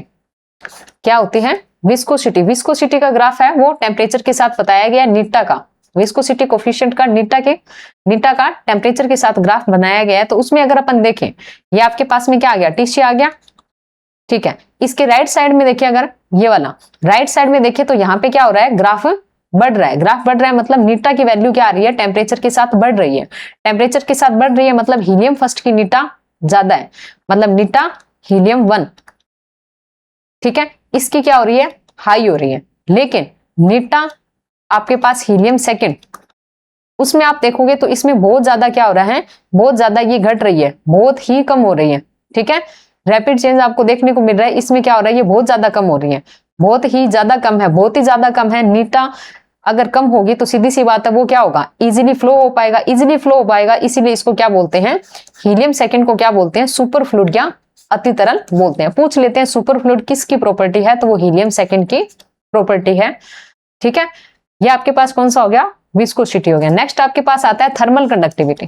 4 नंबर पे आता है थर्मल कंडक्टिविटी। तो थर्मल कंडक्टिविटी आपकी हीलियम सेकंड की हीलियम फर्स्ट की तुलना में बहुत ज्यादा होती है। और कितनी होती है, लगभग हीलियम सेकंड की थर्मल कंडक्टिविटी कितनी होती है, 820 कैलोरी पर सेंटीमीटर सेकंड केल्विन, ऐसे कुछ आपकी होती है। तो ये आपके पास में क्या आ गया, मोटा मोटी डिफरेंस आ गया हीलियम फर्स्ट एंड सेकंड के बीच में। नेक्स्ट देखो क्या है, नेक्स्ट आपके पास क्या हो गया, यहां पर आपके पास में क्या हो गई, थर्मोडायनेमिक्स है वो आपकी कंप्लीट हो गई। अब अपना नेक्स्ट पार्ट क्या है, स्टेटिस्टिकल फिजिक्स है। क्या है, स्टेटिस्टिकल फिजिक्स है, इसको अपन पढ़ेंगे। अब अपना क्या पार्ट है, स्टेटिस्टिकल फिजिक्स। थर्मो आपके पास में क्या हो गई है, कंप्लीट हो गई है। स्टेट अपन अभी पढ़ेंगे। तो इसमें सबसे पहले बेसिक चीजें हैं वो लिखी गई हैं, वो अपन पढ़ लेते हैं। तो सबसे पहले आपके पास में क्या है, इंटेंसिव वेरिएबल क्या होता है, इंटेंसिव वेरिएबल, और एक आपके पास में है एक्सटेंसिव वेरिएबल। इंटेंसिव वेरिएबल क्या होता है, जो आपके पास में क्या है, जो भी आपका मैटर है उसका अमाउंट है या फिर उसका साइज है उस पर डिपेंड नहीं करता है, ठीक है, बाहरी चीजों पे वो डिपेंड नहीं करता है, वो आपके पास में क्या है, इंटेंसिव वेरिएबल है। एक्सटेंसिव क्या होता है, जो क्या करेगा, अमाउंट जो आपके पास में मैटर है उसके साइज और अमाउंट दोनों पे क्या करेगा, डिपेंड करेगा। उनमें अगर थोड़ा सा चेंज होता है तो ये आपके जो क्वांटिटी होंगी एक्सटेंसिव वेरिएबल होंगे वो भी आपके क्या हो जाएंगे, चेंज हो जाएंगे, ऐसा कुछ है। तो अब अपन क्या करते हैं, इंटेंसिव और एक्सटेंसिव के क्या देख लेते हैं, एग्जाम्पल देख लेते हैं। इंटेंसिव जैसे टेम्परेचर हो गया आपका, ठीक है, अमाउंट और साइज पे डिपेंड नहीं करेगा। डेंसिटी हो गया, सरफेस टेंशन हो गया, प्रेशर हो गया, या फिर एक और हो गया स्पेसिफिक हीट, ये आपके पास कौन से हैं, इंटेंसिव वेरिएबल है। नेक्स्ट आपके पास एक्सटेंसिव की बात करें तो वॉल्यूम है वो बिल्कुल डिपेंड करेगा, बाहरी साइज कितना है या फिर आपका कितना है, अमाउंट कितना है, एनर्जी भी उस पर डिपेंड करती है, मास भी उस पर डिपेंड करता है। तो ये तीनों क्या हो गए, एक्सटेंसिव वेरिएबल। हाँ, ये वाला भी फॉर्मूला आपसे कई बार पूछ लिया जाता है, क्या कि ऊपर आपके पास में मतलब ऐसे नहीं देंगे आपको, क्या देंगे, ऊपर कोई भी एक्सटेंसिव क्वांटिटी है, नीचे भी एक्सटेंसिव क्वांटिटी है, तो आगे आपको कैसा मिलेगा, तो आपको देखना पड़ेगा कि ऑप्शन में इंटेंसिव क्वांटिटी कौन सी है। तो एक्सटेंसिव क्वांटिटी का दोनों का रेशियो है, तो इससे आपको एक इंटेंसिव क्वांटिटी मिलती है। एग्जाम्पल के रूप में ऊपर मास है, नीचे वॉल्यूम है, दोनों ही क्या है, एक्सटेंसिव क्वांटिटी है, मिलता आपको क्या है, डेंसिटी, जो कि क्या है, इंटेंसिव क्वांटिटी है। ऐसा एग्जाम्पल कोई आपको पूछा जा सकता है, ठीक है। नेक्स्ट टॉपिक आपका क्या है, फेज स्पेस। फेज स्पेस आपके पास में क्या होता है, एक 6 डायमेंशनल स्पेस होता है, ठीक है, आपके पास में क्या होता है, 6 डायमेंशनल स्पेस होता है, ठीक है। तो इसमें बात करें, अगर आपके पास में क्या है, एफ आपके पास में पोजीशन कोऑर्डिनेट है, एफ आपके पास में पोजीशन कोऑर्डिनेट है, एफ ही आपके पास में क्या है, मोमेंटम कोऑर्डिनेट है, तो आपके पास में जो होगा क्या, डायमेंशन ऑफ फेज स्पेस होगा वो कितना हो जाएगा, 2f हो जाएगा, ठीक है। एफ ही आपके पास में पोजीशन कोऑर्डिनेट, एफ ही आपके पास में मोमेंटम कोऑर्डिनेट, तो आपके पास में किसकी डायमेंशन, फेज स्पेस की डायमेंशन 2f हो जाती है, ठीक है। नेक्स्ट आपके पास में क्या है, if number of atom equal to n then dimension of phase space. अगर n पार्टिकल आ जाए, एक के हिसाब से इतना है, n पार्टिकल के हिसाब से कितना आ जाएगा, डायमेंशन फेज स्पेस की कितनी आ जाएगी, 2nf आ जाएगी, ठीक है। नेक्स्ट आपके पास देखो क्या है, नेक्स्ट आपके पास है minimum volume of unit cell in phase space. Phase space में आपके पास में क्या है, कोई यूनिट सेल है, जैसे ये दिखाई गई है आपको, ठीक है। इधर पोजीशन कोऑर्डिनेट है, इधर मोमेंटम आपके पास में है। तो इसमें फेज स्पेस का मिनिमम वॉल्यूम कितना होगा, इसे टो से लिख दे या डीवी से लिख दे। तो ये आपके पास में पोजीशन में वॉल्यूम कितना होता है, dx dy dz, ठीक है। और आपके पास में मोमेंटम कोऑर्डिनेट में वॉल्यूम कितना होगा, dpx dpy एंड dpz। तो ये आपके पास में 6 डायमेंशनल मतलब बन गया, 6 डायमेंशन में आपके पास बन गया। ये टोटल आपके पास होता है कितना है, tau equal to h cube होता है, tau equal to h cube होता है। अब जैसे अगर आपकी डिग्री ऑफ फ्रीडम क्या है, 3 है, तब तो ये आपके पास में वॉल्यूम कितना आया, tau equal to h cube. इसी की जगह अगर डिग्री ऑफ फ्रीडम क्या होती, f होती, तो आपके पास में टो इक्वल टू कितना होता, hf होता है। ये फॉर्मूला आपका इंपॉर्टेंट है, ठीक है। ये वाला जो चीज है आपका इंपॉर्टेंट है, h tau equal to h की पावर f। f यहाँ पे किसको बताता है, डिग्री ऑफ फ्रीडम को बताता है। अगर डिग्री ऑफ फ्रीडम क्या है, f है, तो आपके पास में जो क्या है यूनिट सेल है फेज स्पेस में, उसका वॉल्यूम कितना हो जाएगा, टो इक्वल टू h की पावर f। ये चीज इंपॉर्टेंट है, ठीक है। यहां तक हो गया। अब ठीक है, अब आपके पास में क्या है, मैक्रोस्टेट एंड माइक्रोस्टेट। मान लीजिए कि आपके पास में क्या है, 2 बॉक्स है और उसमें आपको 4 बॉल है A B C D, उनको रखना है, उनको रखना है। तो मैक्रोस्टेट मैंने ले ली क्या, मैक्रोस्टेट मैंने क्या ले ली, 3,1 ले ली। लेकिन माइक्रोस्टेट इसकी क्या क्या हो सकती है, जैसे पहले में इसने क्या रखा, A B C को रखा और सेकंड बॉक्स में क्या रख दिया, D को रख दिया। या फिर इसने पहले में क्या रखा, A C और B को, B तो हो ही गया, A C D को रख दिया, फिर इसमें B को रख दिया। इसी प्रकार से फर्स्ट में B C D को रख दिया और A को छोड़ दिया, ठीक है। और फिर आपके पास में क्या आ जाएगा, A आ जाएगा, क्या A आ जाएगा, फिर आपके पास में B आ जाएगा और D, और यहाँ पे क्या आ जाएगा, C आ जाएगा। तो इस प्रकार से आपके पास में ये क्या आ गई, 4 माइक्रोस्टेट आ गई, माइक्रोस्टेट आ गई। मैक्रोस्टेट क्या बताता है, इतना बताता है कि 3,1 एक मैक्रोस्टेट है, लेकिन वो किस प्रकार से है, कितनी स्टेट है, ठीक है, कितने पार्टिकल्स है या कितने स्टेट है, कितनी स्टेट है, वो आपके पास में क्या है, मैक्रोस्टेट है। लेकिन कौन कौन से पार्टिकल्स के बारे में बताता है, वो आपके पास में माइक्रोस्टेट है। कौन से या कौन सी स्टेट है, वो आपके पास में कौन से बताती है, माइक्रोस्टेट को बताते हैं। तो ये कॉन्सेप्ट आपका होता है मैक्रोस्टेट एंड माइक्रोस्टेट का। नेक्स्ट आपके पास में क्या है, थर्मोडायनेमिकल प्रोबेबिलिटी। इसका फॉर्मूला इंपॉर्टेंट है, थर्मोडायनेमिकल प्रोबेबिलिटी। उसको कैसे लिखते हैं, जैसे यहाँ पे ओमेगा इक्वल टू कितना, n फैक्टोरियल है, n फैक्टोरियल बाय में क्या है, पाई का मतलब क्या है, ये मल्टीपल होता जाएगा, मल्टीपल होता जाएगा। या इसको ऐसे बोल सकते हैं कि जैसे ऊपर क्या है, n का फैक्टोरियल है, उसमें से आपने जितने भी पार्टिकल चूज करे हैं, जैसे n1 किया होगा तो n1 का फैक्टोरियल आएगा, ठीक है, फिर n2 का फैक्टोरियल आएगा, फिर n3 का फैक्टोरियल आएगा। ये जितने भी होंगे, मान लीजिए n तक है तो n का फैक्टोरियल। अब ये सारे मल्टीपल है तो इसको पाई की फॉर्म में रख दिया जाता है और ni का फैक्टोरियल लिख दिया जाता है। इसको अपन क्या बोलते हैं, थर्मोडायनेमिकल प्रोबेबिलिटी बोलते हैं। एग्जांपल के तौर में इसने क्या दिया है, n की वैल्यू 4 ली है, n1 और n2 की वैल्यू 2 ली है, तो इस हिसाब से 4 का फैक्टोरियल बाय में 2 का फैक्टोरियल एंड 2 का फैक्टोरियल, आंसर आपका कितना आ जाएगा, 6 आ जाएगा। फिर आपके पास आता है पार्टीशन फंक्शन। क्या आता है, पार्टीशन फंक्शन का फॉर्मूला क्या होता है, आपके पास क्या होता है, z इक्वल टू कितना होता है, समेशन gi e की पावर माइनस बीटा ei। यहाँ पे gi है वो किसको बताता है, डीजेनरेसी को बताता है। मतलब 1 लेवल है वो 5 लेवल में जा रहा है या 4 लेवल में जा रहा है, इस प्रकार से, ठीक है। डीजेनरेसी आपको दी हुई होती है तो वो आपके पास में डीजेनरेसी। बीटा की वैल्यू आपके पास में कितनी, बीटा की वैल्यू आपके पास में कितनी होती है, 1/kT होती है, ठीक है। अगर इसका थोड़ा सा मतलब पार्टीशन फंक्शन का अपन देखना चाहे कि किस प्रकार से बनता है, तो थोड़ा सा अपन देख सकते हैं, किस प्रकार से होगा वो अपन देख लेते हैं, ठीक है। पार्टीशन फंक्शन का देखना है तो मान लीजिए कि यहां पे ही बना लेते हैं अपन। जैसे आपके पास में क्या है, 2 लेवल है, ठीक है, आपके पास में क्या है, 2 लेवल है। इसकी एनर्जी कितनी है, E है, और इसकी एनर्जी कितनी है, 2E है, ठीक है। और आपके पास में कितने हैं, 2 पार्टिकल है, 2 आपके पास में क्या है, पार्टिकल है। 2 पार्टिकल है तो उसको किस प्रकार से रख सकते हैं, दोनों एक साथ इसमें आ जाए, या फिर सेकंड कंडीशन बताते हैं कि 2E एंड E है, दोनों ऊपर वाले में आ जाए, या फिर एक थर्ड कंडीशन बताते हैं क्या, 2E एंड E एक इसमें आ जाए और एक इसमें आ जाए। बस इतने केस इसके क्या हो रहे हैं, पॉसिबल हो रहे हैं, ठीक है, पॉसिबल हो रहे हैं, तो आपको जेड लिखना है। तो जेड देखो किस प्रकार से लिखेंगे, इसमें जेड को किस प्रकार से लिखा जाएगा। अब इसकी एनर्जी टोटल काउंट करें तो टोटल एनर्जी इसकी आ रही है 2E, क्योंकि E और E है तो 2E। अब इसकी एनर्जी काउंट करेंगे तो दो पार्टिकल दो वाली में है तो ये आ गई 4E, और इसकी एनर्जी कितनी 2E और E, मतलब 3E एनर्जी आ गई। तो इसका जेड लिखेंगे तो देखो कैसे लिखेंगे, 2E एनर्जी का एक है, 3 एनर्जी का है, एक 4 एनर्जी का है, मतलब E की पावर माइनस बीटा तो है ही, 2E है, मतलब आपके पास में क्या है 2E माइनस 2 बीटा E। इसी प्रकार से एक आएगा माइनस का कितना 3 बीटा E, एक आएगा E की पावर माइनस का 4 बीटा E। अगर 2E एनर्जी के क्या होते, दो लेवल होते, तो डीजेनेसी क्या हो जाती, दो। मतलब आपके पास में ऐसे एक और केस मिल जाता जिसमें 2E एनर्जी दो टाइम है, तो उसमें फिर क्या आता, डीजेनेसी GI की वैल्यू 2 हो जाती, यहाँ पे 2 आ जाता। लेकिन यहाँ पे सब में एक एक वैल्यू मिल रही है, तो यहाँ पे क्या आएगा 1 1 ही आ रहा है आगे सब में। इस प्रकार से अपन पार्टीशन फंक्शन बना लेते हैं।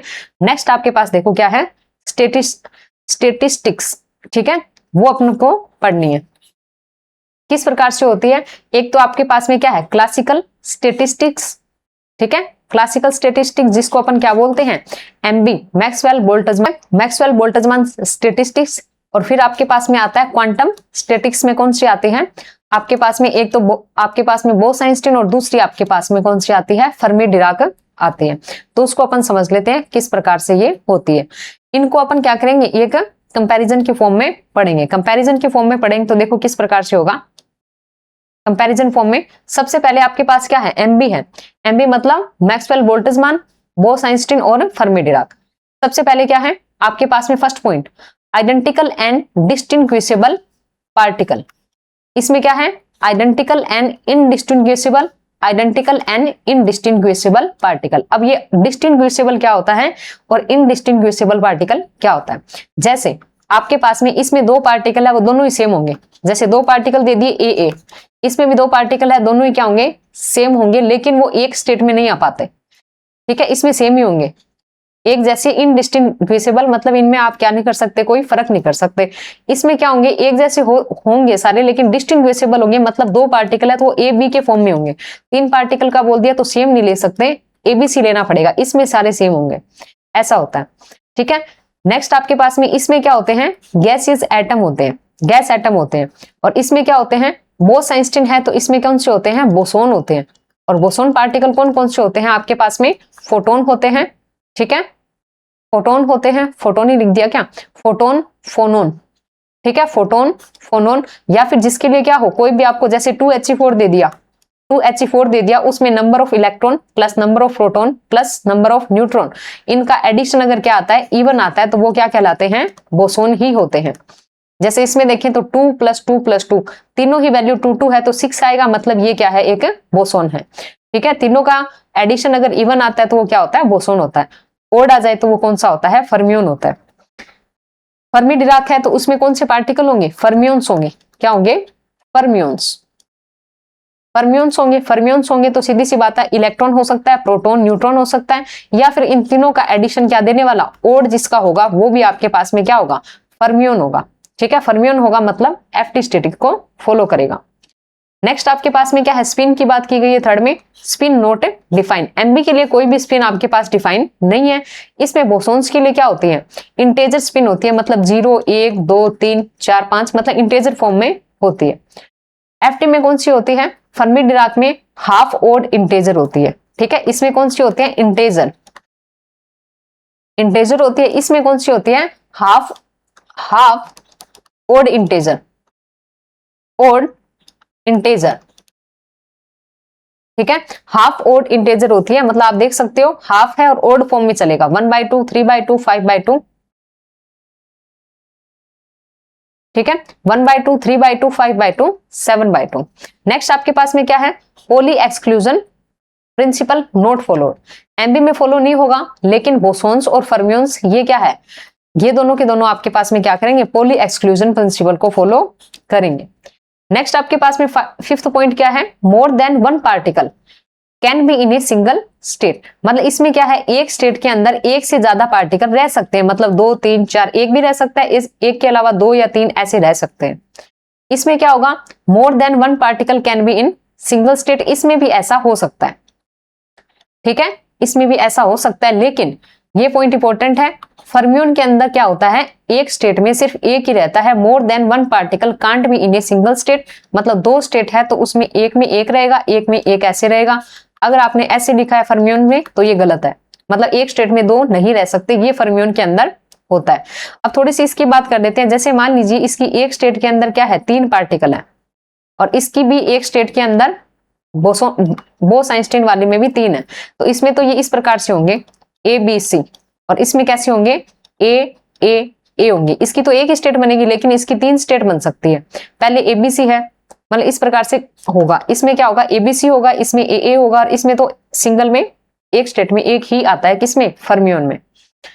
6 नंबर क्या है, no idea about wave function. इसके वेव फंक्शन का कोई भी आपके पास में वो नहीं है, लेकिन बोस-आइंस्टाइन में बोसोन है तो आपके पास में सिमेट्रिक वेव फंक्शन होगा, सिमेट्रिक होगा। और इसमें कौन सा होगा, एंटी सिमेट्रिक आपका वेव फंक्शन होगा। अब आपके पास माइक्रोस्टेट आती है, 7th पॉइंट है इसका। ये माइक्रोस्टेट वाला फॉर्मूला इंपॉर्टेंट है, मतलब ये वाले फॉर्मूला इंपॉर्टेंट है, डिस्ट्रीब्यूशन फंक्शन भी इंपॉर्टेंट है। तो ये आपके पास एमबी के लिए कितना, omega I, number of microstate का फॉर्मूला क्या होता है, जी आई की पावर एन आई। ठीक है, ऐसे बोल दिया। 4 पार्टिकल हैं, 4 पार्टिकल है तो वो आपके पास में क्या हो गए, एन आई हो गया। और आपके पास में 3 या फिर 5 स्टेट है, मान लीजिए 5 स्टेट्स दी गई है, 5 स्टेट है तो वो आपके पास में जी आई, इस प्रकार से होगा। तो ओमेगा इक्वल टू जी आई की पावर एन आई।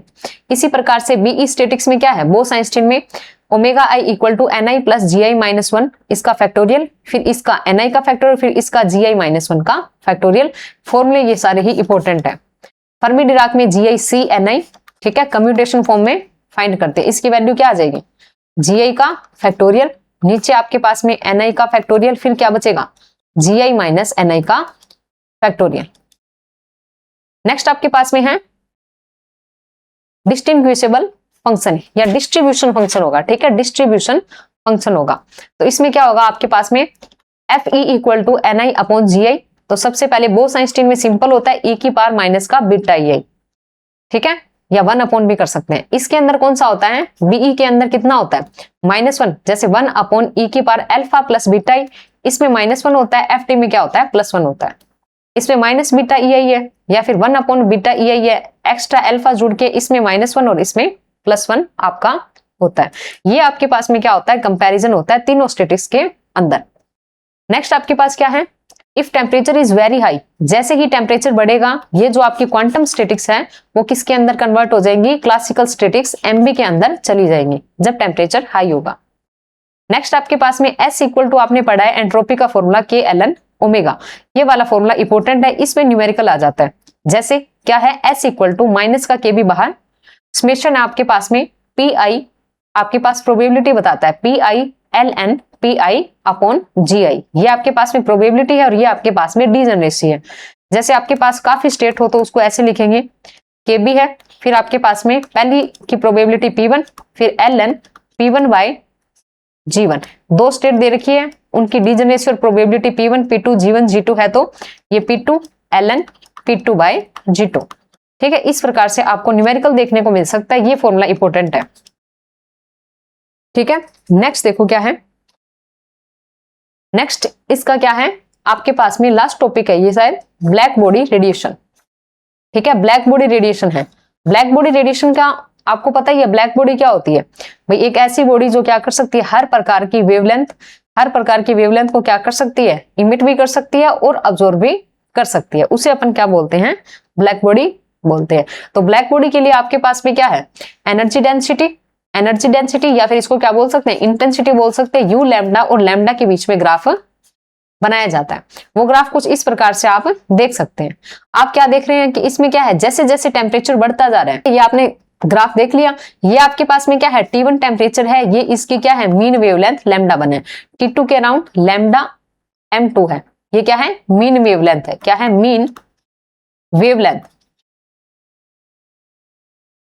मीन वेवलेंथ आपके पास में है।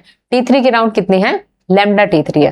तो इसके पॉइंट्स की बात करें तो यहाँ पे क्या है, टेम्परेचर T1 बड़ा है, सबसे ज्यादा क्या है, T1 बड़ा है, फिर मतलब T1 है greater than T2 greater than T3 है, लेकिन उसके लिए लैम्डा 1 छोटी आ रही है, lambda M1 less than lambda M2 less than lambda m3 आ रहा है, मतलब टेम्परेचर बढ़ने पे मीन वेवलेंथ क्या हो रही है, घट रही है। टेम्परेचर बढ़ने के साथ साथ मीन वेवलेंथ क्या होती है, घटती है। एनर्जी डेंसिटी T⁴ पे डिपेंड करती है, तो इस हिसाब से इसका ग्राफ क्या आ रहा है, थोड़ा मतलब इस प्रकार से आएगा। टेम्परेचर के साथ एनर्जी डेंसिटी बढ़ेगी तो इसका ग्राफ हाई टेम्परेचर पे ऊपर की तरफ जा रहा है।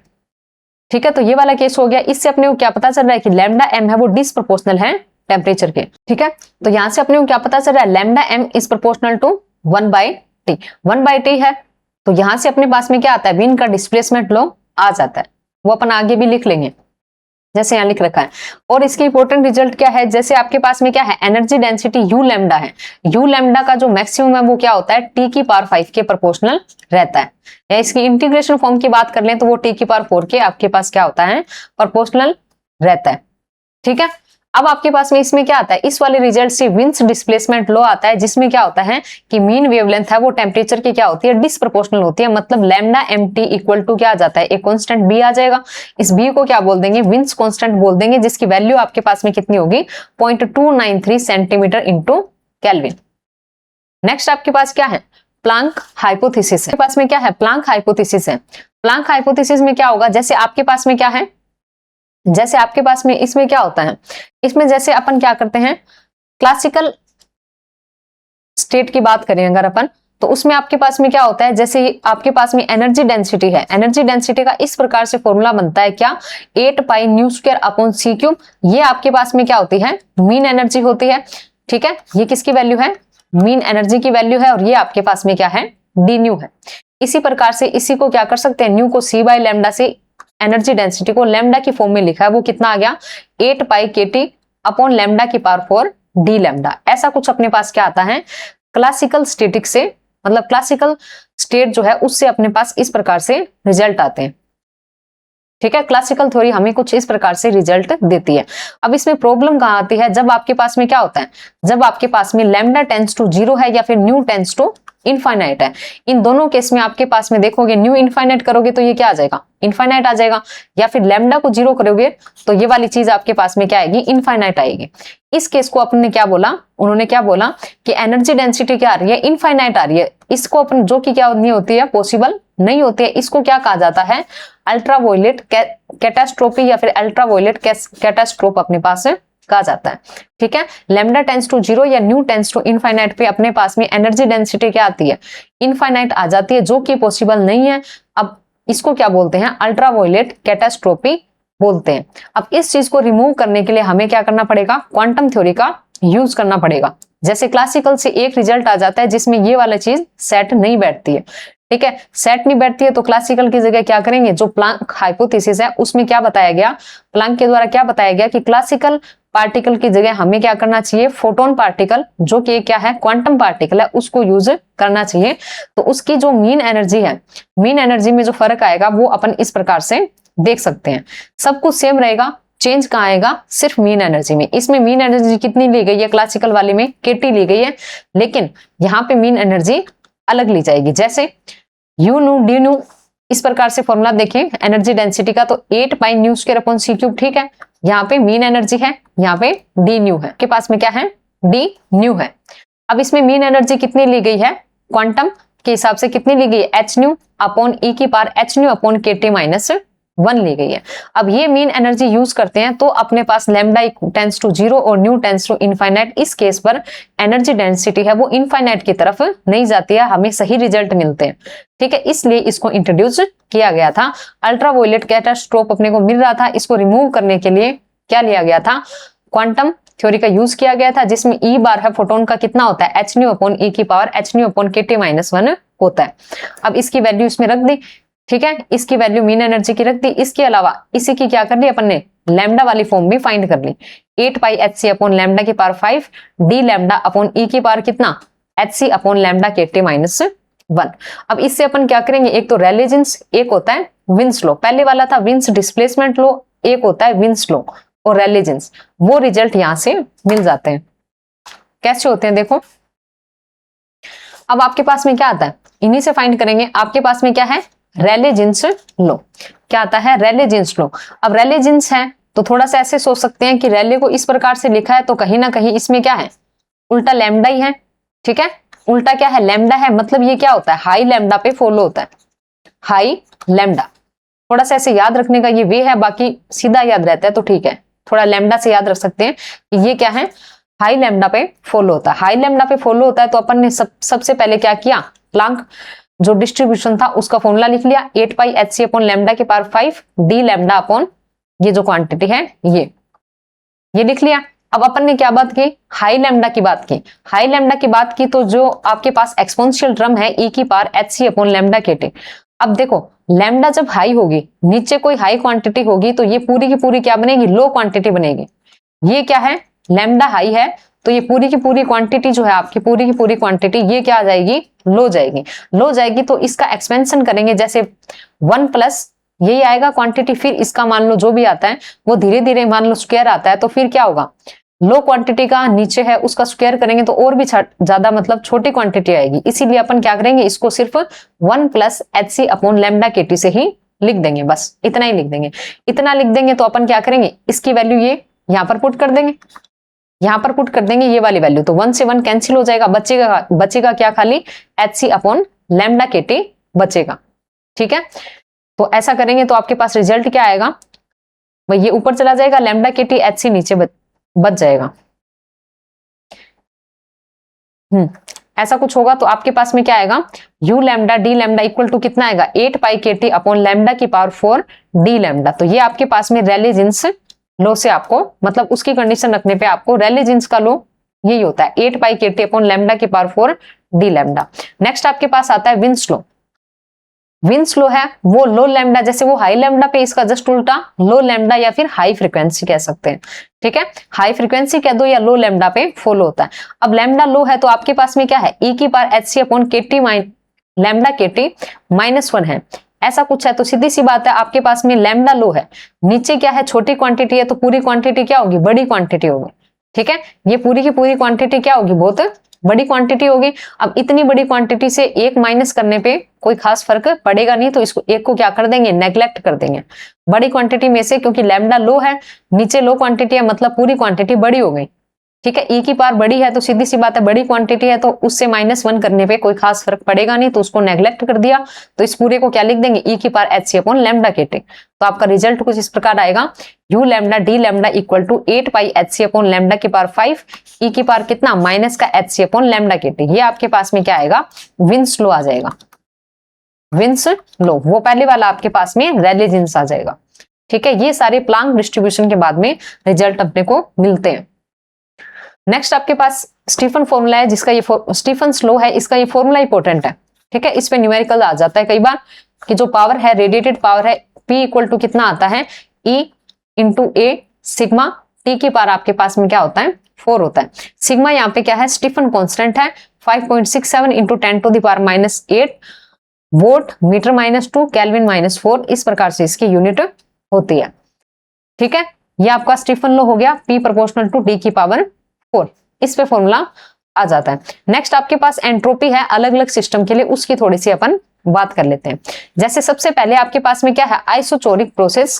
तो आपके पास में सम आयतनिक आपके पास में क्या है, परक्रम है, उसके लिए कितनी होगी, आपके पास में क्या है, वॉल्यूम कांस्टेंट है तो NCV आ गया, N तो है ही, CV आ गया, ln T2/T1। आइसोबैरिक है तो उसमें क्या है, दाब कांस्टेंट है, प्रेशर कांस्टेंट है, तो जहां पे N तो ठीक है, ये भी ठीक है। CV की जगह क्या आएगा, प्रेशर कांस्टेंट है तो CP आ जाएगा, मतलब डेल्टा H कितना आएगा, NCP ln T2/T1। फिर आपके पास आता है समतापी परक्रम या आइसोथर्मल प्रोसेस। आइसोथर्मल है तो उसकी भी जैसे इसमें क्या था, CV और CP से रिलेट हो गया, इसमें क्या है NR ln V2/V1, और प्रेशर इसके क्या होता है, डिसप्रोपोर्शनल होता है, या फिर क्या लिख सकते हैं NR ln P1/V2। इस फॉर्मूले पे क्वेश्चन या फिर फॉर्मूला पूछा जा सकता है, तीनों ही आपके पास में क्या है, इंपॉर्टेंट है। यहाँ पर आपके पास क्या है, थर्मो एंड स्टेट जो आपका सब्जेक्ट है क्रैश कोर्स का, वो आपका यहाँ पे क्या हो जाता है, कंप्लीट हो जाता है।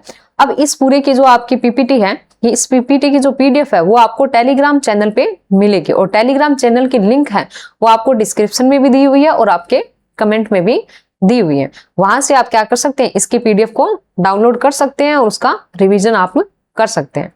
आई होप आपको समझ आया होगा ये लेक्चर। आज के लिए इतना ही, थैंक यू।